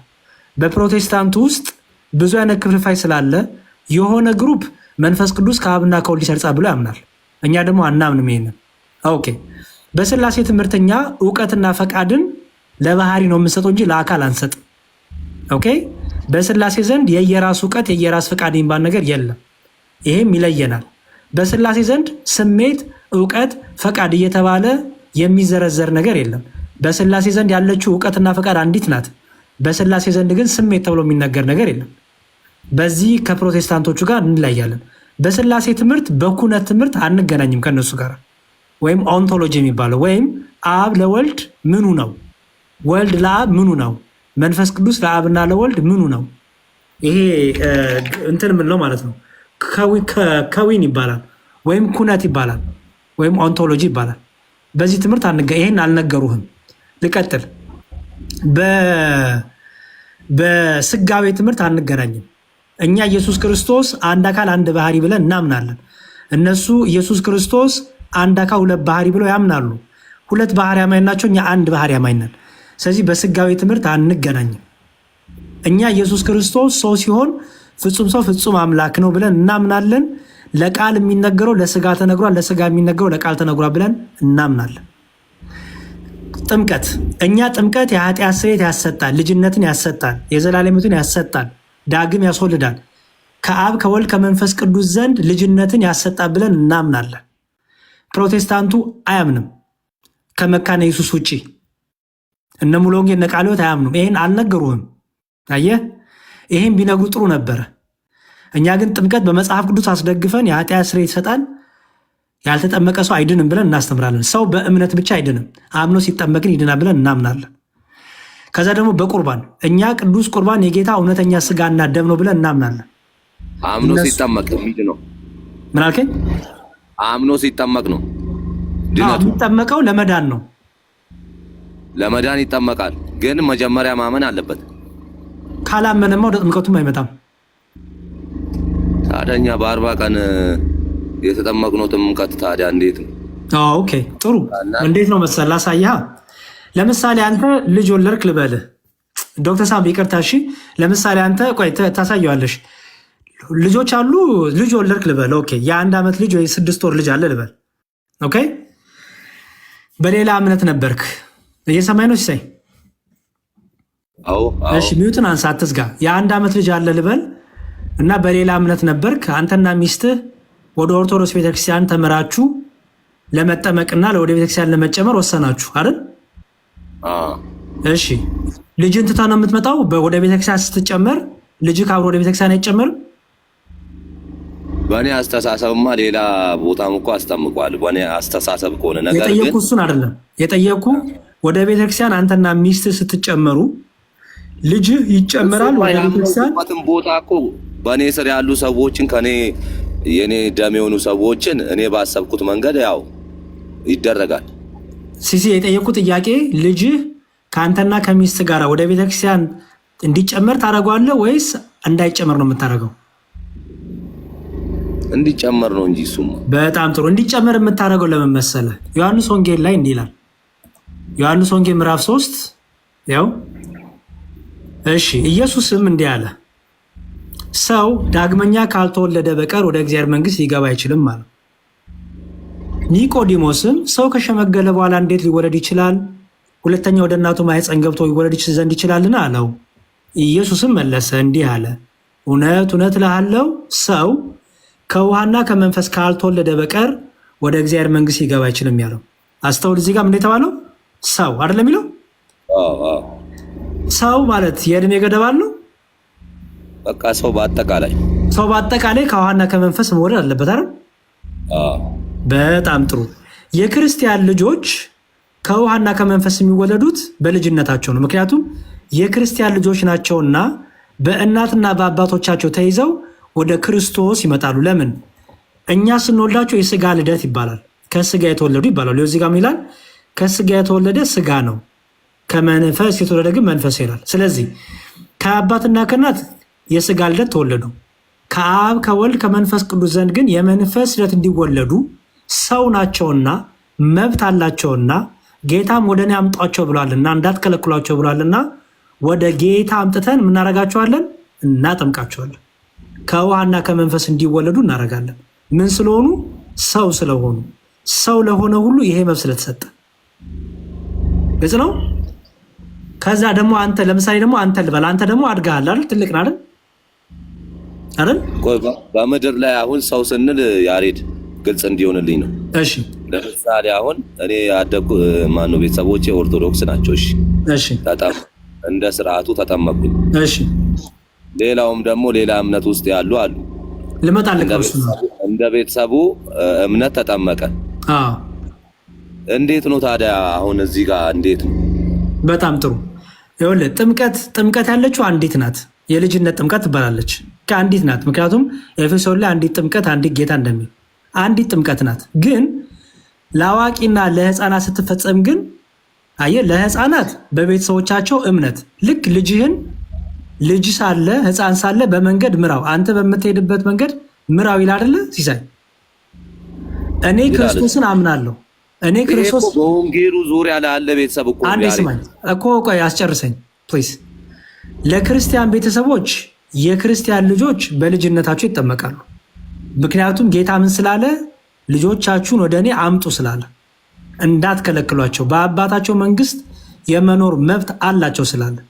ስለዚህ ሰው ስለሆኑ የክርስቲያን ልጆች የአማኝ ልጆች ከውሃና ከመንፈስ እንዲወለዱ እናደርጋለን። ኦኬ አማኝ ያልሆኑስ?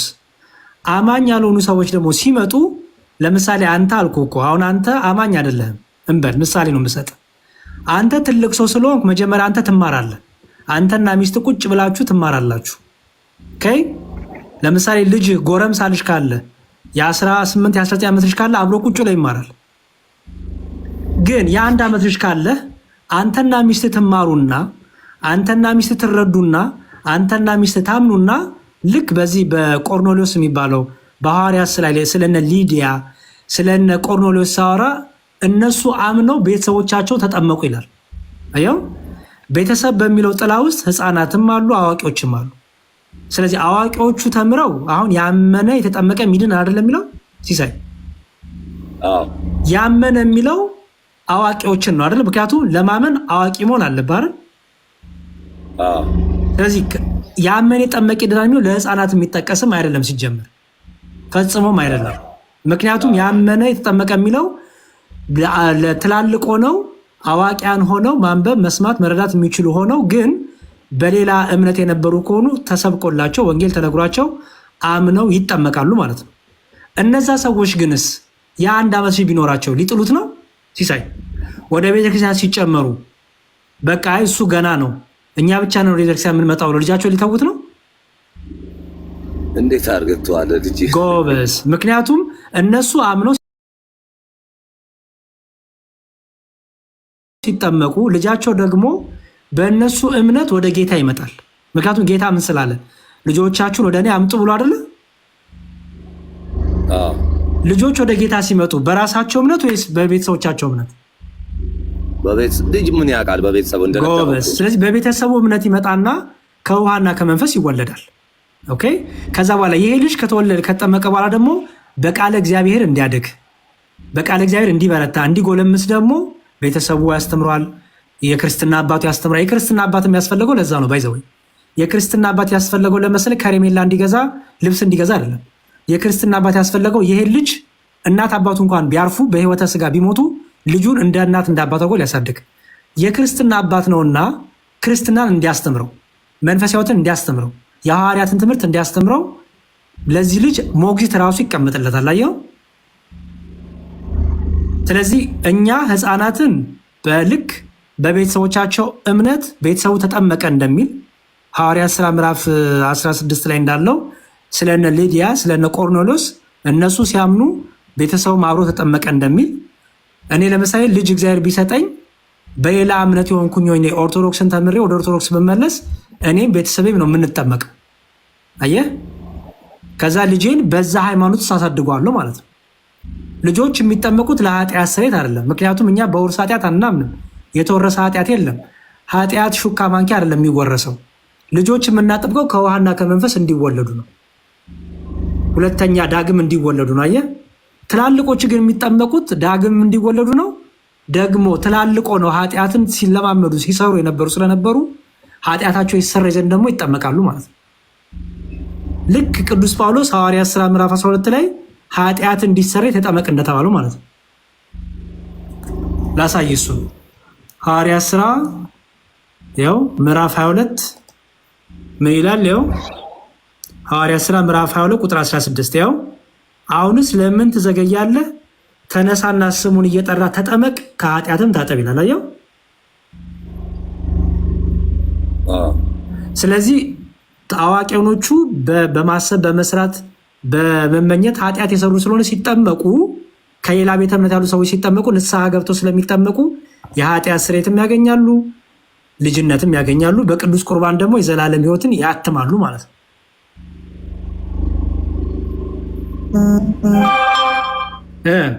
ግልጽ ነው። ጎበዝ ዶክተር ሳሙን የምታሳዩ ነገር አለ እንዴ?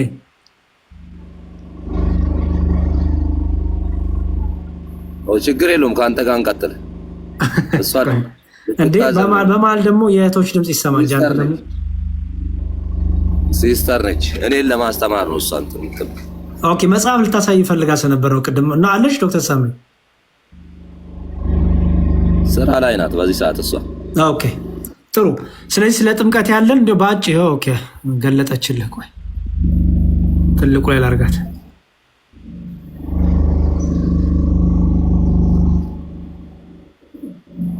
ሚውት ላይ ነሽ እያወራሽ ከሆነ የእምነት ኦኬ። የሙሉ ወንጌልን የመሰረታዊ የእምነት መግለጫ ነው ያመጣችን ላየው።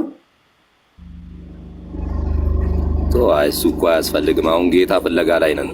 ያስፈልግሃል። ላይ እንድታውቅ ሁሉንም ማወቅ አለብህ ወንድሜ። ከዛ በኋላ መርምረህ ባለ አእምሮ መሆን አለብህ። አሁን እኔ ስላልኩም ብቻ አይደለም፣ እኔ ያልኩንም ሁሉ ልትመረምረህ ይገባል። ይኸውልህ ምን ይላል የሙሉ ወንጌል? ይኸው ላንብልህ። ምን ይላል? መንፈስ ቅዱስ የአካላዊ አዳም ባህሪያት ለእርሱ ሰጥተውታል። ፈቃድ፣ ስሜት፣ እውቀት። ቅድም ያልኩ ማለት ነው። ፈቃድ፣ ስሜት፣ እውቀት። መንፈስ ቅዱስ ያውና አካላዊ አቋም ያለው ሰው የሚሰራውን ስራ ይሰራል። መንፈስ ቅዱስ ይመረምራል፣ ይናገራል። ስለ ስላሴ ያለውን ነገር ቅድም ያልኩ ማለት ነው። በአዲስ ቋንቋ እስከ መናገር እኮ ይላል እሱ መንፈስ ቅዱስ ግን እኛ መንፈስ ቅዱስ እኮ ናፈቀን አይተነው ማናውቅም። እሱ ሌላ ነው። መንፈስ ቅዱስ መገለጫው ሲሳይ መንፈስ ቅዱስ መገለጫው ትህትና፣ ፍቅር፣ እርቅ፣ ንስሐ፣ ሰላም፣ እርጋታ፣ ትዕግስት፣ ጥበብ። ጥያቄ እኮ ነው። አሁን እኛ ከመሳደብ ውጭ ስለ መንፈስ ቅዱስ አናውቅም። ስለኛ አታውራኝ ሲሳይ፣ ስለ ራስ አውራ። እኔ ተሳድቤ አላውቅም። ስለ ራስ ኃጢአት የምታወራ ከሆነ ንስሐ መግባት ነው። እኛ እያልክ አታውራ። ብቻ ነው እንደ ገነት የምገባው። እኛ የእግዚአብሔር ቃል ስለ ራስ አውራ ወንድሜ። እኛ አትበል። ይኸውልህ እኛ ተሳዳቢ አትበል። አንተ ስለ ራስ ነው የምታወራው፣ ስለ ራሴ በቃ። ስለዚህ አንተ ንስሐ ግባ። ለእኔ አትንገረኝ። እሱም ተሳዳቢ ከሆን ከኔ ጋር አይደለም የምጨርሰው፣ ከእግዚአብሔር ጋር ጨርስ። ንስሐ ተሳዳቢ እኮ አይደለም እልህ። ጄኔራሊ እንትኑን ስናየው እኮ አጠቃላይ ማለት ነው። አጠቃላዩን ተው ሲሳይ። አጠቃላይ አይጠቅምም። ህይወትህ ለብቻክ ነው የሚሆንልህ። አንተ ራስን ማዳን ነው በቃ። አሁን ለምሳሌ እኔ ስለ ዶክተር ሳምሪ ኃጢአት አያገባኝም። የሚያገባኝ ስለ እኔ ኃጢአት ነው። የበዛው ሸክሜ የኔ ነው፣ የበዛው በደሌ እኔ ነው። ስለዚህ ስለ ራሴ ነው የምጸልየው፣ ስለ ራሴ ኃጢአት ነው ንስሐ የምገባው። አየህ፣ የራሴን ድካም በቃ ሌሎቹ ላይ አላክኬ እኛ እያልኩኝ መሻፈን አያስፈልግም። አሁን ስለ ራሳችን ነው። አንድ ይሄን እናንበው ይላል። ወደ እግዚአብሔር ስንጸልይ የጸሎታችን አድራሻ ለአብ ነው፣ በኢየሱስ ክርስቶስ ስም በመንፈስ ቅዱስ እንጸልያለን ይላል። አየው፣ አሁን እኛ ስንጸልይ በቤተክርስቲያን እግዚኦ መሐረነ ክርስቶስ ሲባል ሰምተህ ታውቃለህ ሲሳይ? እሱማ እንዴ እኛ ቀጥታ ክርስቶስን ለምነዋለን። አየው ምን እያልን? ማረን፣ ራራልን እያልን እንጸልያለን። ተለመነን፣ ይቅር በለን እያልን። ኦኬ። ስለ ልጅም እሱ ነው አይደል ያሬድ? ምህረት ሁሉ በስሙ ላመነ ብቻ ነው ጽድቅን የሚያገኙ። በስሙ ያመኑ ሁሉ የዘላለም ሕይወትን እንዲያገኙ ይህ የተሰጠን ጸጋ ነው። ግን ማመን ብቻ ግን አያድንም። ምክንያቱም አንድ ሰው አምኖ ንስሐ ካልገባ፣ አምኖ ስጋው ደግሞ ካልተቀበለ፣ ካልተጠመቀ የዘላለም ሕይወት የለው። በክርስቶስ ማለት ነው። አዎ በክር ይኸውልህ እዚህ ያዕቆብ መልእክት ላይ እንዲላል ላሳየህ። ያዕቆብ መልእክት ላይ አሁን እኮ ችግሩ አየህ፣ ሁሉን ነገር አላሳይሁም ወንድም። ፕሮቴስታንቶቹ አልነገሩህም፣ ብዙ ነገር መርጠው ነው የነገሩ። እኔ ግን ሁሉን ነው የማሳየህ። ያዕቆብ መልእክት ምዕራፍ 2 እንዲላል ያው የሚያድነው እምነት የቱ እንደሆነ ሲናገር ምን ይላል? ያው ወንድሞች ሆይ እምነት አለኝ የሚል ስራ ግን የሌለው ሰው ቢኖር ምን ይጠቅመዋል? አስተውል። እምነት አለኝ የሚል ስራ ግን የሌለው ሰው ቢኖር ምን ይጠቅመዋል? እምነቱስ ሊያድነው ይችላልን? ወንድም ወይም እህት ራቁታቸውን ቢሆኑ የዕለት ምግብን ቢያጡ ከእናንተ አንዱም በደህና ሂዱ እሳት ሙቁ ጥገቡም ቢላቸው ለሰውነት ግን የሚያስፈልጉትን ባትሰጧቸው ምን ይጠቅማቸዋል? እንደዚሁም ስራ የሌለው እምነት ቢኖር የሞተ ነው ይላል። አየው፣ ስራ የሌለው እምነት የሞተ ነው። ስራው ምንድን ነው? በጣም ጥሩ። ስራው ምን መሰለህ? እግዚአብሔር የሰጠን ከእግዚአብሔር የተሰጠን የምንሰራቸው ጸጋዎች አሉ። እኛ እንድንሰራቸው የታዘዝ ነው። ምን? ጥምቀት የሰው ስራ አይደለም፣ የእግዚአብሔር ስራ ነው። ቅዱስ ቁርባን የሰው ስራ አይደለም፣ የእግዚአብሔር ስራ ነው። ንስሐ የሰው ስራ አይደለም፣ የእግዚአብሔር ስራ ነው። እምነት ከእግዚአብሔር የተሰጠን ነው እንድናምን። አየህ፣ እነዚህን መስራት አለብህ። መስራት አለብህ ማለት ነው መተግበር አለብህ፣ መታመን አለብህ፣ እነዚህ ማድረግ አለብህ። አንድ ሰው ለምሳሌ አንተ የዘላለም ሕይወት እንዳገኝ ምን ላድርግ ብትለኝ ምን እንደምን ታውቃለህ? የመጀመሪያው 5 ነገሮች ያዝላለሁ። ምን? እምነት፣ ንስሐ፣ ጥምቀት። አየው፣ አስተውል። እምነት አልኩ፣ ንስሐ አልኩ፣ ጥምቀት አልኩ፣ ቅዱስ ቁርባን። አራቱን ያዝልኝ። እምነት፣ ንስሐ፣ ጥምቀት፣ ቅዱስ ቁርባን። እነዚህን የእግዚአብሔር ጸጋዎች ናቸው። ስለዚህ እነዚህን ልታደርጋቸው ልትፈጽማቸው የሚገቡ መንፈሳዊ በረከት፣ መንፈሳዊ ጸጋ፣ መንፈሳዊ ልጅነት የሚያሰጡ ጸጋ እግዚአብሔር የምናገኝባቸው ጸጋዎች የምናገኝባቸው ህይወት የምናገኝባቸው ትምህርቶች ናቸው። ከእግዚአብሔር የተሰጡ ጸጋዎቻችን ናቸው። በዚህ ደግሞ ወደ ዘላለም ህይወት ያገኘ ሰው ደግሞ በመንፈሳዊ ፍሬ ከዚህ ጋር ስራ የተባለው መንፈሳዊ ፍሬ ነው። ፍቅር፣ ትህትና፣ ድሃን መርዳት፣ ባልንጀሮችን መውደድ፣ የተራቡትን ማብላት፣ የተጠሙትን ማጠጣት፣ የታረዙትን ማልበስ፣ የተቸገሩትን መርዳት፣ ባልንጀራ እንደራስ አድርገ መውደድ፣ በመንፈሳዊ ፍሬ መመላለስ ሁሉ እነዚህ ምን ይባላሉ መሰለህ? የጽድቅ ፍሬ ይባላሉ፣ ወይም የጽድቅ ስራ ይባላሉ። ስለዚህ እምነትህ በስራ የጽድቅ ስራ ከሌለው የሞተ ነው።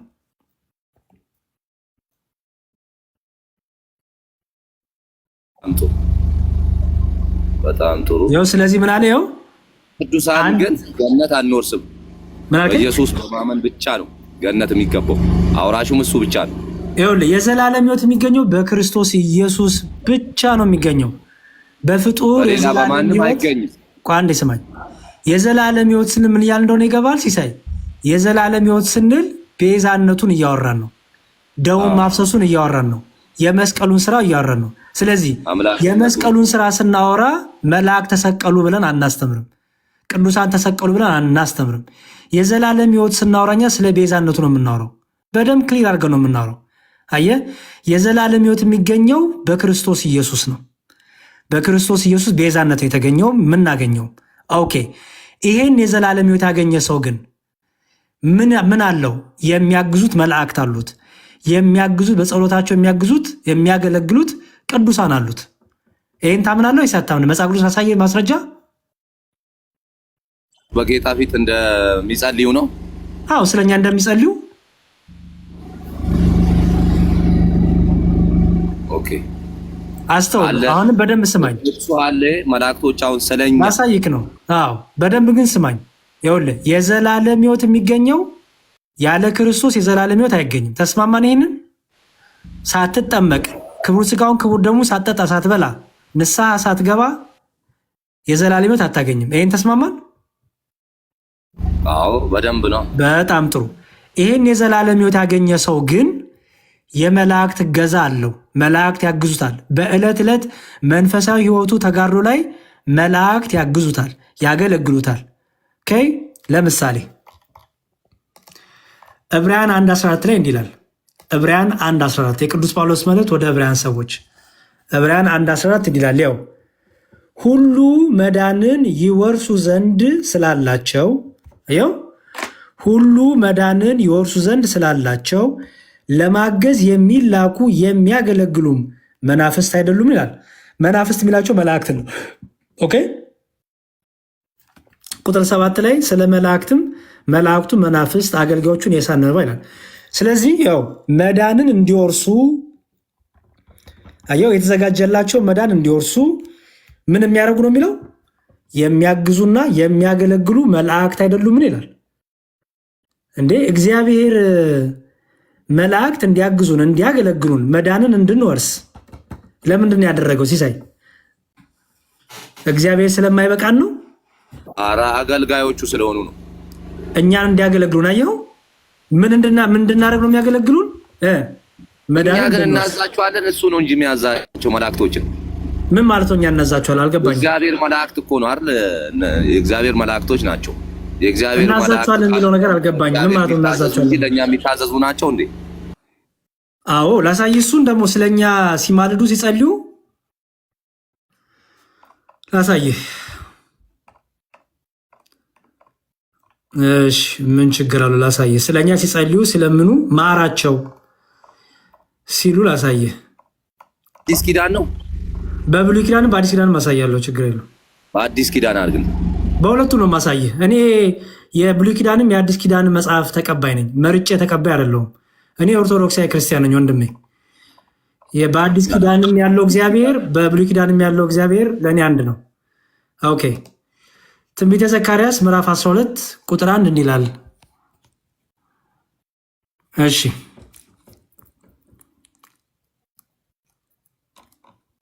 ትንቢተ ዘካርያስ ምዕራፍ 1 ያው ቁጥር 12 ያው እሺ የእግዚአብሔርን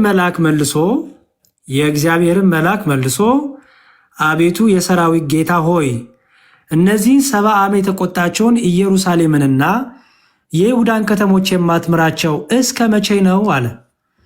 መልአኩ ምን እያደረገ ነው ሲሳይ? ጠየቀ። ምን እየጠየቀ? ፍርድ ነው ምሕረት ነው ብቻ እየጠየቀ። ከኔ ጋር ካልሆንክ እኮ እየደከምኩኝ ነው ወንድሜ። የማታዳምጠኝ ከሆነ ድካም ነው የሚሆነው። እሺ ያው ፍርዱን ነው የጠየቀው። ፍርድ አይደለም የጠየቀው። አቤቱ የሰራዊት ጌታ እነዚህ 70 ዓመት የተቆጣቸውን ኢየሩሳሌምንና ይሁዳን ከተሞች የማትምራቸው እስከ መቼ ነው የሚለው። ምን የጠየቀው? ምሕረት። ስለዚህ ስለማን የጠየቀው? ስለራሱ ነው ምሕረት የጠየቀው። መልአኩ በኢየሩሳሌም ከተማ ለነበሩ ሰዎች ማለት ነው የጠየቋል። ምን ስለነበሩ? አቤቱ የሰራዊት ጌታ ሆይ እነዚህ 70 ዓመት የተቆጣቸውን ጌታ የተቆጣቸውን ለምን ምሕረት አታደርግላቸውም ነው? አዎ። ስለዚህ መልአኩ ስለማን እየጸለየ ነው? ስለ እስራኤል አይደል? ስለ እስራኤል እግዚአብሔር ምን እንዲያደርግ? ምሕረት እንዲሰጣቸው ነው። ስለዚህ ለሰው ልጆች ምን እያደረጉ ለእስራኤሎች ወይ ለሰው ልጆች ምን እያደረጉ ነው? ጥፋት አጥፍቶ ነበር ማለት ነው። ምሕረት እየለመኑ ነው። መልአኩ ምሕረት እየለመነ ነው። አዎ ከእግዚአብሔር ከቁጣው እንዲመለስ እንዲራራ መልአኩ ምሕረት እየለመነ ነው። ስለማ ስለ 70 ዓመት ስለተቆጣቸው ኢየሩሳሌም ህዝቦች እና ይሁዳ ከተሞች አይደል? በጣም ጥሩ። እግዚአብሔርም መልሶ ከኔ ጋር ይናገር የነበረው መልአክ በመልካምና በሚያጽናና ቃል መለሰለት ይላል። አየው። እሺ ልቀጥል። ደግሞ ይሄ በብሉይ ኪዳን ያሳየው በአዲስ ኪዳን ማቴዎስ ወንጌል ምዕራፍ 18 ቁጥር 10 እንዲላል። ማቴዎስ ወንጌል ምዕራፍ 18 ቁጥር 10 ከነዚህ ከታናናሾቹ አንዱን እንዳትንቁ ተጠንቀቁ፣ መላእክቶቻቸው በሰማያት ዘወትር አስተውል። ከነዚህ ከታናናሾቹ አንዱን እንዳትንቁ ተጠንቀቁ። ስልክ ገብቶ ስለነበረ ያሬድ ማቴዎስ እንትን ያለ 18 10 ስልክ ገብቶብኝ ስለነበረ ችግር የለውም። 18 10 እሺ ይኸው ከኔ ጋር አንብብ። ከነዚህ ከተናናሾቹ አንዱን እንዳትንቁ ተጠንቀቁ። ክርስቶስ ተናገረው ይሄንን። መላእክቶቻቸው በሰማያት ዘውትር በሰማያት ያለውን የአባቴን ፊት ያያሉ እላቸዋለሁና። እሺ መላእክቶቻቸው የእነዚህ ጠባቂ መላእክት ስለማን ነው የእግዚአብሔርን ፊት የሚያዩት?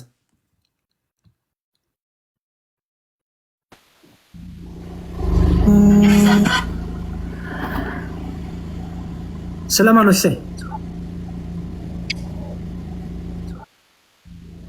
ስልክ እያስቸገረን ነው፣ አልሰማሁም። አሁን ጥሩ በቃ በሌላ ቀን እንቀጥላለን። እሺ ቆይ ስልኩ አሁን ዘጋው ስልኩን። በጣም ጥሩ ግን አንድ ነገር ማጠቃለያ መጠይቅ ማለት ነው ያሬድ፣ አንድ ማጠቃለያ መጠይቅ። አሁን መንገዶች ሁሉ ያወዛገቡ መጽሐፍ ቅዱስን ለመረዳትም የተቸገረ ማለት ነው። ክርስቶስም ብቻ ካመለከ የሚደብረው ቅዱሳን የለም፣ ወይም ደግሞ እግዚአብሔርም አያዝንም።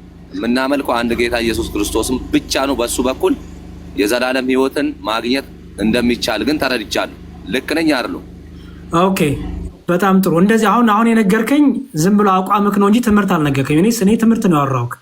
አንተ ዝም ብለህ የራስህን አንድ ቅዱስ ሐሳቡ አጠቃላይ ስንሄድ ማለት ነው ሲሳይ አዳምጠኝ። በክርስቶስ ብቻ ጽድቅ እንዳለ ነው አይደል? ሲሳይ አዳምጠኝ። እኔ ስለ ትምህርት ነው የማወራ። አየህ አንድ ሰው ትምህርቱን ከተማረ በኋላ ነው እኮ ይሄ ትምህርት አይደለም እንዴ? አንዴ ስማኝ። ኦኬ አሁን እስቲ በክርስቶስ ብቻ ስትል ምን ማለትህ እንደሆነ እስቲ ንገረኝ። አሁን እኔ ብቻ እላለሁ። ብቻ ስል እኔ አብራራዋለሁ፣ አንተ ደግሞ ታብራራኛለህ። እስቲ አሁን አንተ የዘላለም ሕይወት የሚገኘው በክርስቶስ ብቻ ነው፣ ጽድቅ ያለው በክርስቶስ ብቻ ነው ስትል ብቻ ማለትህ ማለት ነው ንገረኝ። በማመኗ ከሰማይ በታች የተሰጠ ስም እሱ ብቻ ነው። ሌላ መዳኛ መንገድ እንዳሌለ ይናገራል መጽሐፉ አይደል? ብቻ ማለትህ ነው ንገረኝ። በእምነት በማመን ያው ስራ ሊኖር ይችላል። አሁንም አልገባኝም። ብቻ የሚል ክፍል ስጠኝ። የሚሰራው ስራ ይኖራል። ብቻ የሚል እኮ ቃል የለም መጽሐፍ ቅዱስ ውስጥ። ብቻ የሚል ስጠኝ። የለም እኮ። ከየት ነው ያመጣው ብቻ የሚል ትምህርት? ታዲያ አምላካችን እሱ ብቻ አይደል እንዴ? አምላክ ማን ነው እኮ አላልኩም እኔ እንዴ። አምላክ ማን ነው አላልኩም ወንድሜ። ምን ሆናል? እኔ አሁን በኢየሱስ ክርስቶስ በማመን ሌላ መንገድ ባልሄድ ቅዱሳን ሌላ መንገድ ማለት ነው። ለምሳሌ አሁን በቅዱሳን በኩል እሱም ራሴ የልጅነት ስልጣን አለኝ። አየው አሁን ይሄ ነው ልዩነቱ። አየው ሲሳይ፣ አሁን ሲጀመር ስለ ዘላለም ሕይወት ስናወራ ስለ መስቀሉ ስራ እያወራን ለምንድን ነው ቅዱሳን የምከታቸው? ማን ክተት አለ እንዴ? አሁን እኮ ችግሩ ጴንጤ ስለሆን ካንተ እኛ የማንነውን ነገር ትላላችሁ ብለህ እኮ ነው የምታወራው። ይሄ እኮ በጣም ውሸት ነው። እኛ የዘላለም ሕይወት በቅዱሳኑ በክርስቶስ ተጨማሪ በቅዱሳኑ ያለ ማንም የለም አንልም። ክርስቶስ ቤዛነቱን እሱ ብቻ ነው ቤዛ፣ እሱ ብቻ ነው አዳኝ። እርሱን ሰው ካላመነ የእርሱን ቤዛነት ካልተቀበለ ካልተጠመቀ ስጋው ደግሞ ካልበላ ካልጠጣ የዘላለም ሕይወት የለውም። ከዛ በኋላ ያለው የቅዱሳኑ ምልጃ እገዛ ነው። አንዳችን ለአንዳችን አንዱ ስለ አንዱ የሚጸልየው ጸሎት ነው፣ እገዛ ነው ብለን ነው የምናስተምረው። እንድንጸና እንድንበረታ መንፈሳዊ ፍሬ እንድናፈራ ዕለት ዕለት ባለው መንፈሳዊ ውጊያ ላይ አንዱ ስለሌላው ይጸልያል፣ እገዛ ነው። አሁን እኮ ችግሩ እንዳልኩ ነው። እኛ ማንለውን ትላላችሁ እያላችሁ የምታሹት ነገር ነው ችግር ውስጥ የከተተ ያለው አለ። አልችልም እንደ ቅዱሳኑ ወደ እግዚአብሔር ከእግዚአብሔር ጋር ማውራት አልችልም። እኔ እንደ ቅዱሳኑ እያወራክ ነው አሁን። እኔ እንጃ እኔ አንተን የምታውቀው ህይወትን እያወራክ ነው አሁን። መብቱ አለኝ የለኝም? ቅድዮልህ እኔም ቅዱስ ነኝ እናንተም ቅዱሳን ሁሉ ተብሎ ሰጥቶናል። አንተ በመንፈሳዊ ከበረታ ይኸውልህ ስማኝ፣ ቅዱስ ጳውሎስ እኔ ክርስቶስ እንደመሰስኩ እናንተን የምሰሉ ብሏል አይደል? በቃ ስለዚህ ጳውሎስን መስለሃል አንተ። ቀጣይ ስራ ይጠበቅብኝ ይሆናል ግን መሆን ይችላል። በቃ በርታ፣ እምነት ካለ ስጋና ደሙ ከተቀበል በርታ። ይኸውልህ ወንድሜ ጳውሎስን ለመሆን የጳውሎስን ፈለግ መከተል አለብህ። ጳውሎስ ይጾም ነበር፣ ይጸልይ ነበር፣ ይጋደል ነበር፣ መንፈሳዊ ፍሬ ያፈራ ነበረ፣ ትሁት ነበር። ራሱን እኔ እንደ ኃጢአተኞች አንዱ ነኝ ይላል፣ ወራዳ ነኝ ይላል፣ ራሱን ዝቅ ያደርጋል። በጣም ትሁት ነው። መዳኔን እንዳላጣው እተጋለው፣ ሌሎቹን ወደ ብርሃን አምጥቼ እኔ ደግሞ የተጣልኩ እንዳልሆን ስጋዬን ጎስመዋለሁ እያለ ስጋውን የሚጎስም ነው። በጾም በጸሎት የሚተጋ ነው። በመንፈሳዊ ፍሬ የተገለጠ ነው። በፍቅር በትትና የተገለጠ ነው። ኦኬ ሶ የእሱን ህይወት ተከተል። የእሱን ህይወት ከተከተልክ ለአንተ የቅዱሳኑ ህይወት በህይወትህ ይታያል ማለት ነው። አየህ፣ ያ ደግሞ የቅዱሳኑ ህይወት ደግሞ መጾም፣ መጸለይ፣ ስጋን መጎሰም፣ መንፈሳዊ ፍሬ ማፍራት፣ መጋደል። ይህን የምታገኘው ደግሞ በኦርቶዶክሳዊ ቤት ውስጥ ነው እንጂ በፕሮቴስታንት አታገኘውም። ይህን ግልጹ እነግርሃለሁ። እሺ፣ ስጋና ደሙን የተቀበለ በኢየሱስ ክርስቶስ አዳኝነት አምላክነቱን የተረዳ ሰው በሰዎች ፊት መመስከር አለበት። ክርስቲያናዊ ግዴታ ነው። ክርስቲያናዊ ነው። አልገባኝም። ለምሳሌ ስለ እኔ በሰዎች ፊት የሚመሰክርልኝን እኔ ደግሞ በአባቴ በአብ ፊት መሰክርለታለሁ ይላል እና ይሄን ነገር ያየሁት እንግዲህ ጴንጤዎች ጋር በየመንገዱ አሁን የሚመሰክሩት እነሱ ናቸው። ኦኬ፣ የሚገርም ነገር በየመንገዱ ስለሰበክ ሰበክ አይባልም። ልንገርህና ለምን መሰለህ? ለምሳሌ ስጋና ደግሞ ተቀበለ በሱ አምነ ከሰበክ ሰብካል። ስማኝ ልንገርህ ለምን እንደማይባል ልንገርህ። ኦኬ፣ ጥበብ ከሌለው ስብከት ዝም ብሎ ጩኸት ከሆነ ጩኸት ነው። ቅዱስ ጳውሎስ እንደተናገረው ጥበብ ያልተሞላበት ስብከት፣ ጥበብ የሌለው ስብከት። ለምሳሌ ለቅሶ ቤት ሄደህ ዝም ብለህ ኢየሱስ ጌታ ነው ያልክ ብጮህ የሚያዳምጥ የለም። ኦኬ፣ አሁን የፕሮቴስታንቱ ችግር ይሄ ነው። እኔ ፕሮቴስታንቱ በየመንገዱ የሚያደርገው ለእኔ ብጠይቀኝ ግብዝነት ነው።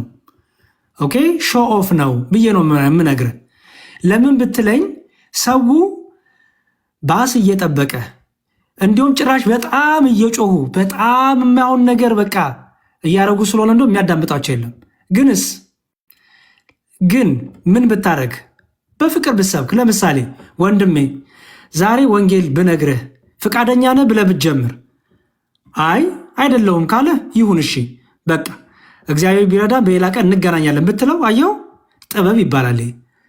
የዛን ሰው ልቡን ሳታዘጋጅ ጆሮን ሳታዘጋጅ እንዴ ሐዋርያቱ እኮ ባይዘወይ እኮ ዝም ብለውም አይደለም እኮ የሚሰብኩት ጥበበኞች ነበሩ።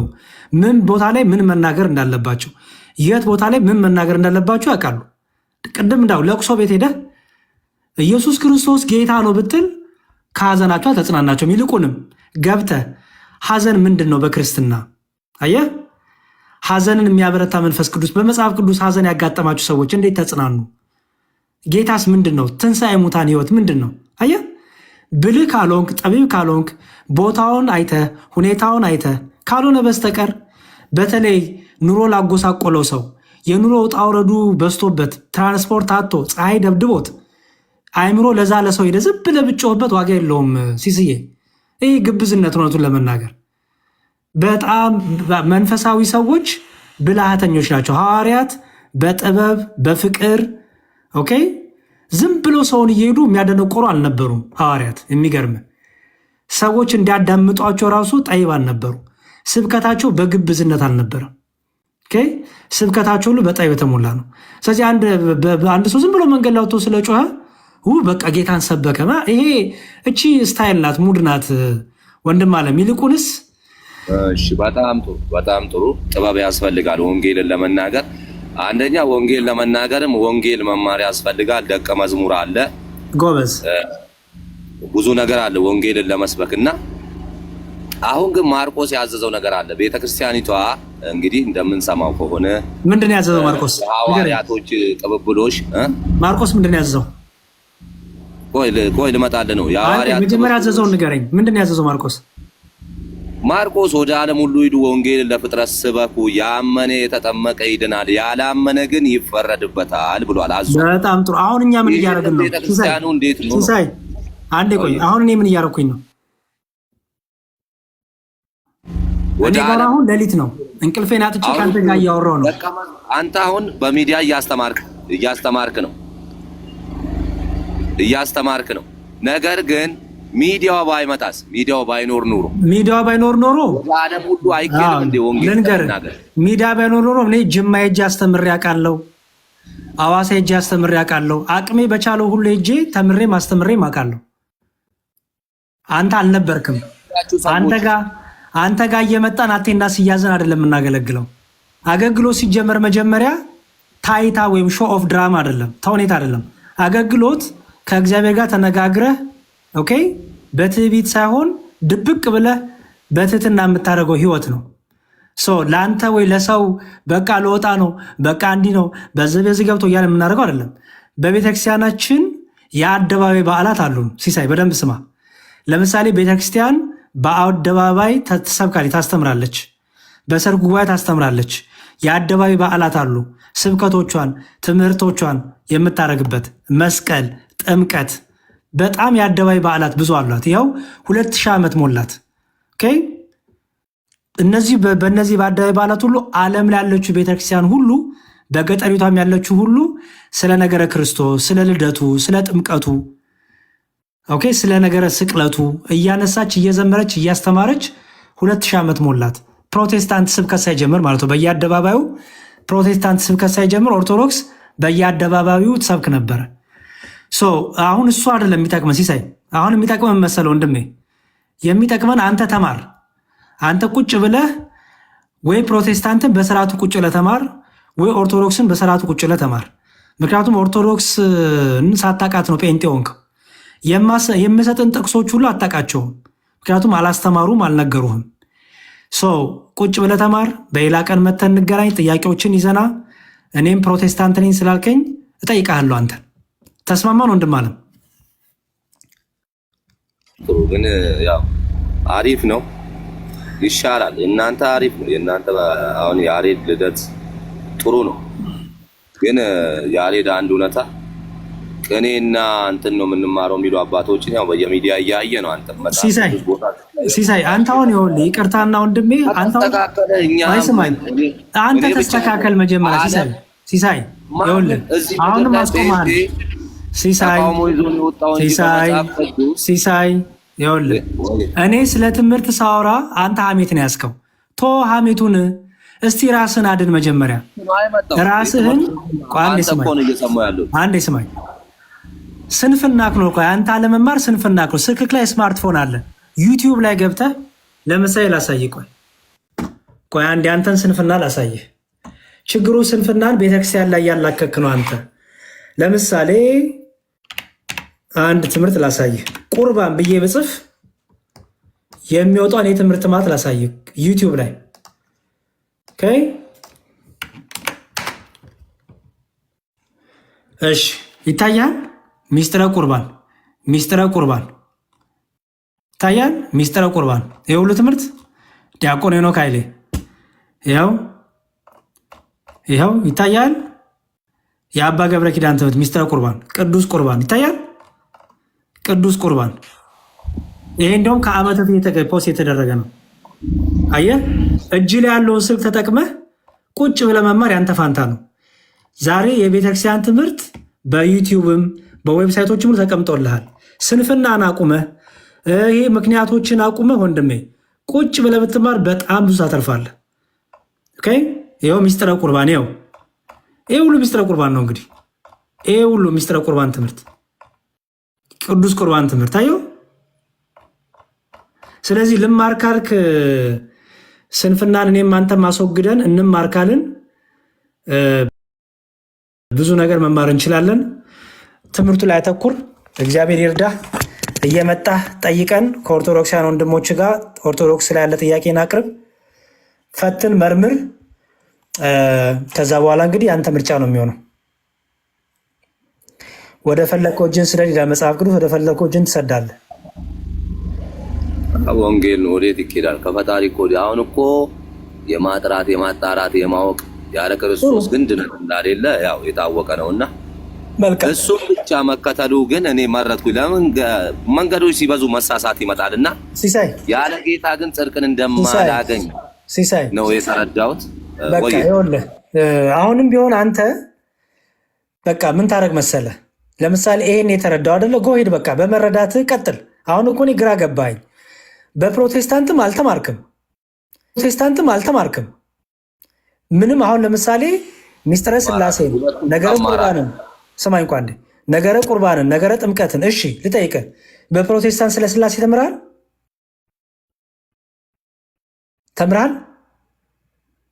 እያቆራረጥኩ ስለተማርኩ ነው እንጂ እነሱ አስተምሯል፣ ያስተምራል።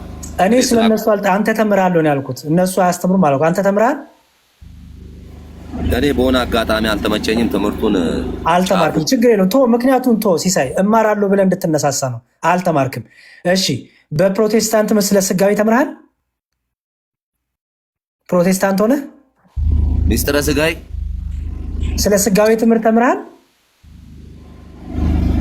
ክርስቶስ ስጋ ለብሶ ወደ ምድር መምጣቱና ተምርሃል ነው ያልኩት። እኔ በፕሮቴስታንት ቤት እማረዋለሁ። እኔ እኮ ስላልተማርኩ። አልተማርክም። በጣም ጥሩ። ስለ ጥምቀት በፕሮቴስታንት ቤት ተምርሃል? ይድናል። እኔ ስለ ጥምቀት ነው ያልኩ። በፕሮቴስታንት ቤት ተምርሃል ወይ? ፕሮቴስታንት ኮንኩ ኋላ። አዎ ሞቱን በሚመስል ሞት ትንሳኤውን ከእሱ ጋር እንተባበራለን። አዎ እሺ ጥምቀት ያድናል? አምነህ ስትጠመቅ ነው። ስለዚህ ጥምቀት ያድናል። ወንድሙ ነው። ያው አይለያዩ። መጀመሪያ እምነት ይቀድማል። ጥምቀት ያድናል ወይስ አሁን አንተ የምትጠመቀው ለመዳን ነው? የሚያደርገው ነው ጥምቀት። ለመዳን ነው የምትጠመቀው? ሞቱን በሚመስል መልክ ትንሳኤውን ከሱ ጋር ለማግኘት። ሲሳይ እኮ ለመዳን ነው የምትጠመቀው። አዎ አሁን የጴንጤ ትምህርት አይደለም። አየህ አልተማርክም። የጴንጤ ትምህርት አይደለም ያዝከው። ጴንጤዎች ለመዳን እንጠመቃለን ብሎ አያምኑ ከመካነ ኢየሱስ ውጭ። ድነትማ በእምነት ነው። በቃ ሲስቸው ምን ታደርግ መሰለው? ወንድም አለም ተማር፣ ቁጭ ብለህ ጴንጤ ነኝ ብለሃል። የጴንጤን ትምህርት ተማር። አሁን ችግሩ ጴንጤ ከሆናችሁ በኋላ አሁንም አትማሩም የጴንጤን ትምህርት። ቁጭ ብለህ አይ ቲንክ ምንድን ነው የደህንነት ትምህርት የሚባል ትምህርት አላቸው።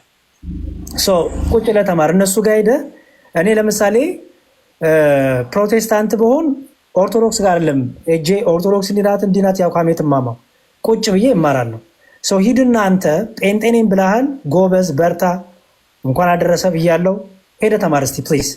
በተለይ ስለ ስላሴ፣ ስለ ስጋዌ፣ ስለ ጥምቀት፣ ስለ ቁርባን፣ ስለ ትንሣኤ ሙታን ተማርና ከዛ በኋላ ናና ደግሞ እኛ ኦርቶዶክሳንን ሞግተን አይ እኔ ስለ ኦርቶዶክስ መማር እፈልጋለሁ፣ ስለ ኦርቶዶክስ አልማር ነው የወጣሁት፣ ስለ ኦርቶዶክስ ምንም ማውቀው ነገር የለም ካልክ ደግሞ ጥያቄዎችን ይዘና ስለ ኦርቶዶክስ ትምህርት እናስረዳሃለን። እሺ።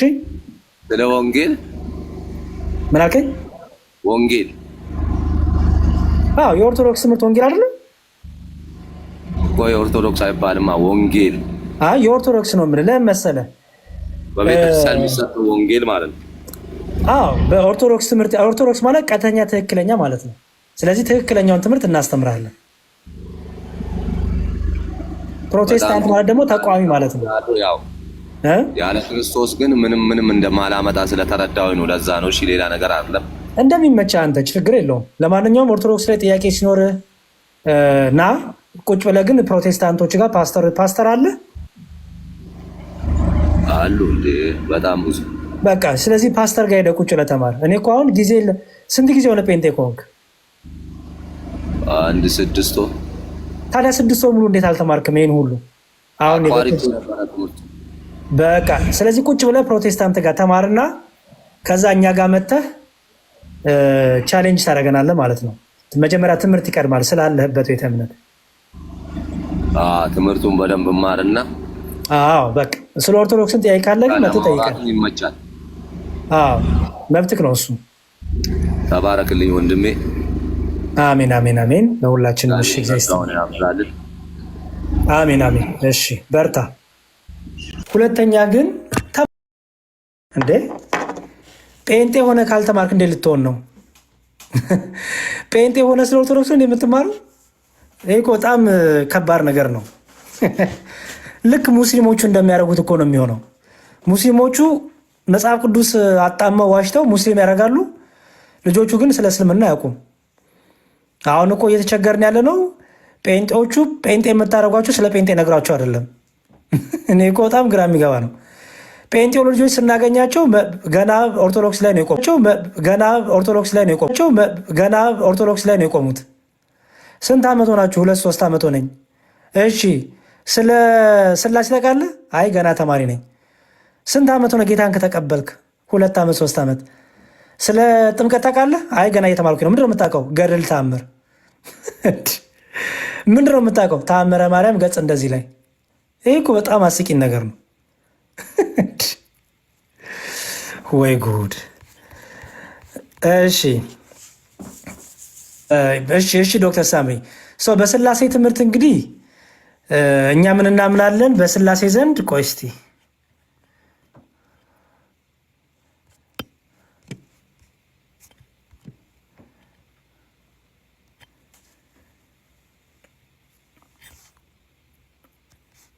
አንተ የውሸት አባት እስቲ ናግባ። እሺ ና እኔ እንድሪያስ ነኝ። ናግባ ወንድሜ። ከምትሰድበኝ ለምን በእውቀት አትሞግተኝም? ና አንተ የውሸት አባት። ጴንጤ መጽሐፍ ቅዱስን ሙልጭ አድርጎ ያውቃል። ኦኬ ግባ። ና አንተ ምስክሩ ና እስቲ ግባ። ፕሊዝ። መስደብማ ቀላል ነው እኮ ፕሊዝ። እኔ መስደብ ምንም እውቀት የማይፈልግ ነገር ቢኖር በዚህ ዓለም ላይ ስድብ ነው።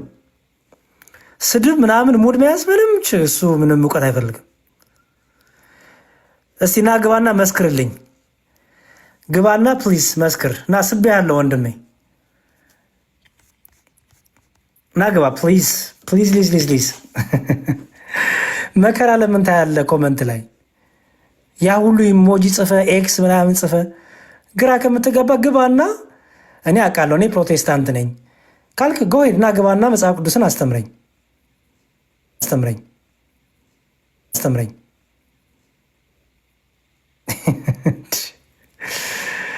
እሺ ፕሮቴስታንቶች ትገባላችሁ ወይስ ኮመንት ላይ ነው ሀሳብ የምትገልጹትና የምትጨናነቁት? ይሻላል። እሺ በቃ ይሁና እንግዲህ ኮመንት ላይ ሆኑ። እሺ ጆሲ ቃሪያ ልኳል። ቃሪያ ልካል ወንድም አለም፣ እናመሰግናለን ስለ ቃሪያው። እሺ ዴቪድ አንድ ቁጥር ጽፏል። እግዚአብሔር ነው። እሺ ዴቪድ። አይ ሰላም ተነስተልኝ። እግዚአብሔር ይመስገን። ሰላም ነው? እግዚአብሔር ይመስገን። ክብር ለጌታ ይመስገን። ከቤተ እምነት ነው ወንድሜ? ፕሮቴስታንት ነኝ እኔ። የት ነው ህብረት የምታደርገው? ሙሉ ወንጌል ልትለኝ ትችላለህ፣ ችግር የለውም። ሙሉ ወንጌል ነህ? አዎ። እሺ እስቲ የሥላሴን ትምህርት አስተምረኝ። እንደ ሙሉ ወንጌል አማኝነት የሥላሴን ትምህርት የእግዚአብሔርን አንድነትና ሶስትነት አስተምረኝ። ከሱ በፊት ግን ቅድም አንድ ዴቪድ አንድ ይችን ነገር ንገረኝና። ቆይ ቅድም ውሸት ተናግረሃል አንተ። አንድ ዴቪድ እግዚአብሔር ይቅር ይበል። አይ ቅድም የተናገርከው በዛ ነው የገባሁት። አንድነት ሶስትነት እኮ ዴቪድ ቆይ እሰጣለሁ ረድል ቆይ ተዘጋጅተን መተህ መጫወት አንዴ ቆይ ዴቪድ ግን ቅድም የተናገረው ዴቪድ ተረጋጋተው ግን ተው የሞቱ ሰዎች ዴቪድ ከሞቱ በኋላ ብለህ ምዕራፍ 28 ነው የተናገርከው። በጣም ስህተት ነው። ችግር የለውም ልናወራ እኮ ነው። በጣም ኃጢአት ነው። አረ ዴቪድ ተረጋጋተው ተው ተረጋጋ፣ ልናወራ እኮ ነው እንዴ።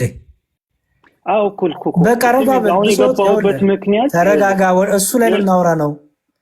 አንድ ንገረኝ። እሺ ተረጋጋ ዴቪድ ተረጋጋ፣ አስረዳኝ። እሺ ተረጋጋ። ኦኬ ቅዱሳኑ ከሞቱ በኋላ አያውቁም አያማልዱ የሚለውን ክፍል ስጠኝ መጀመሪያ አንተን።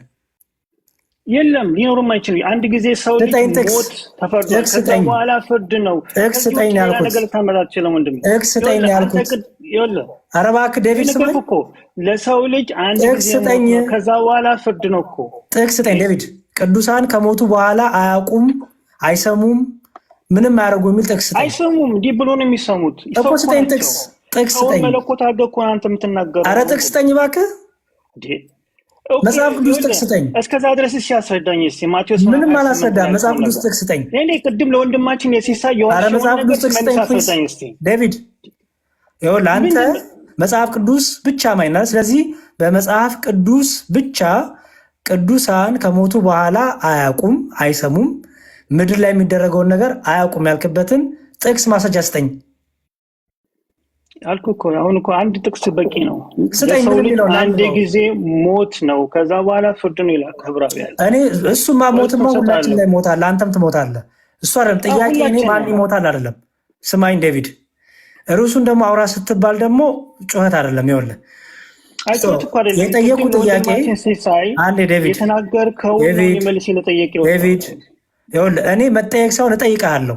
የቅድሞ ወንድሜ ስለጠየቀ ነው የሚለው። አንተ ግን ደግሞ ተጠያቂም ነህ። አየህ አሁን እንደ በፊቱ ዝም ብሎ ጠይቆ ሸጉዶ መውጣት የለም። ትጠየቃለህ አንተ። እኔ አሳይሃለሁ፣ ችግር የለብኝም። አንተን የምጠይቅ ግን እንደ አንድ ፕሮቴስታንት ቅዱሳን አይሰሙም አያውቁም ያልክበትን ማስረጃ ስጠኝ። ይሄ እኮ ነገርኩህ እኮ ዕብራውያን ላይ ምን ይላል? እሱን ያውጥቼ እሰጥሃለሁ። ንገረኝ፣ ጥቅሱን ላንብበው። መጽሐፍ ቅዱስ እከፍትልሃለሁ። እሺ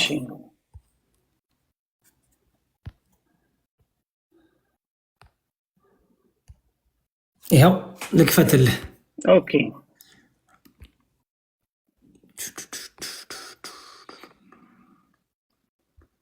ግን በጣም ይቅርታ አድርግልኝ። እውነት ቅድም ለወንድማችን ያልከው ዴቪድ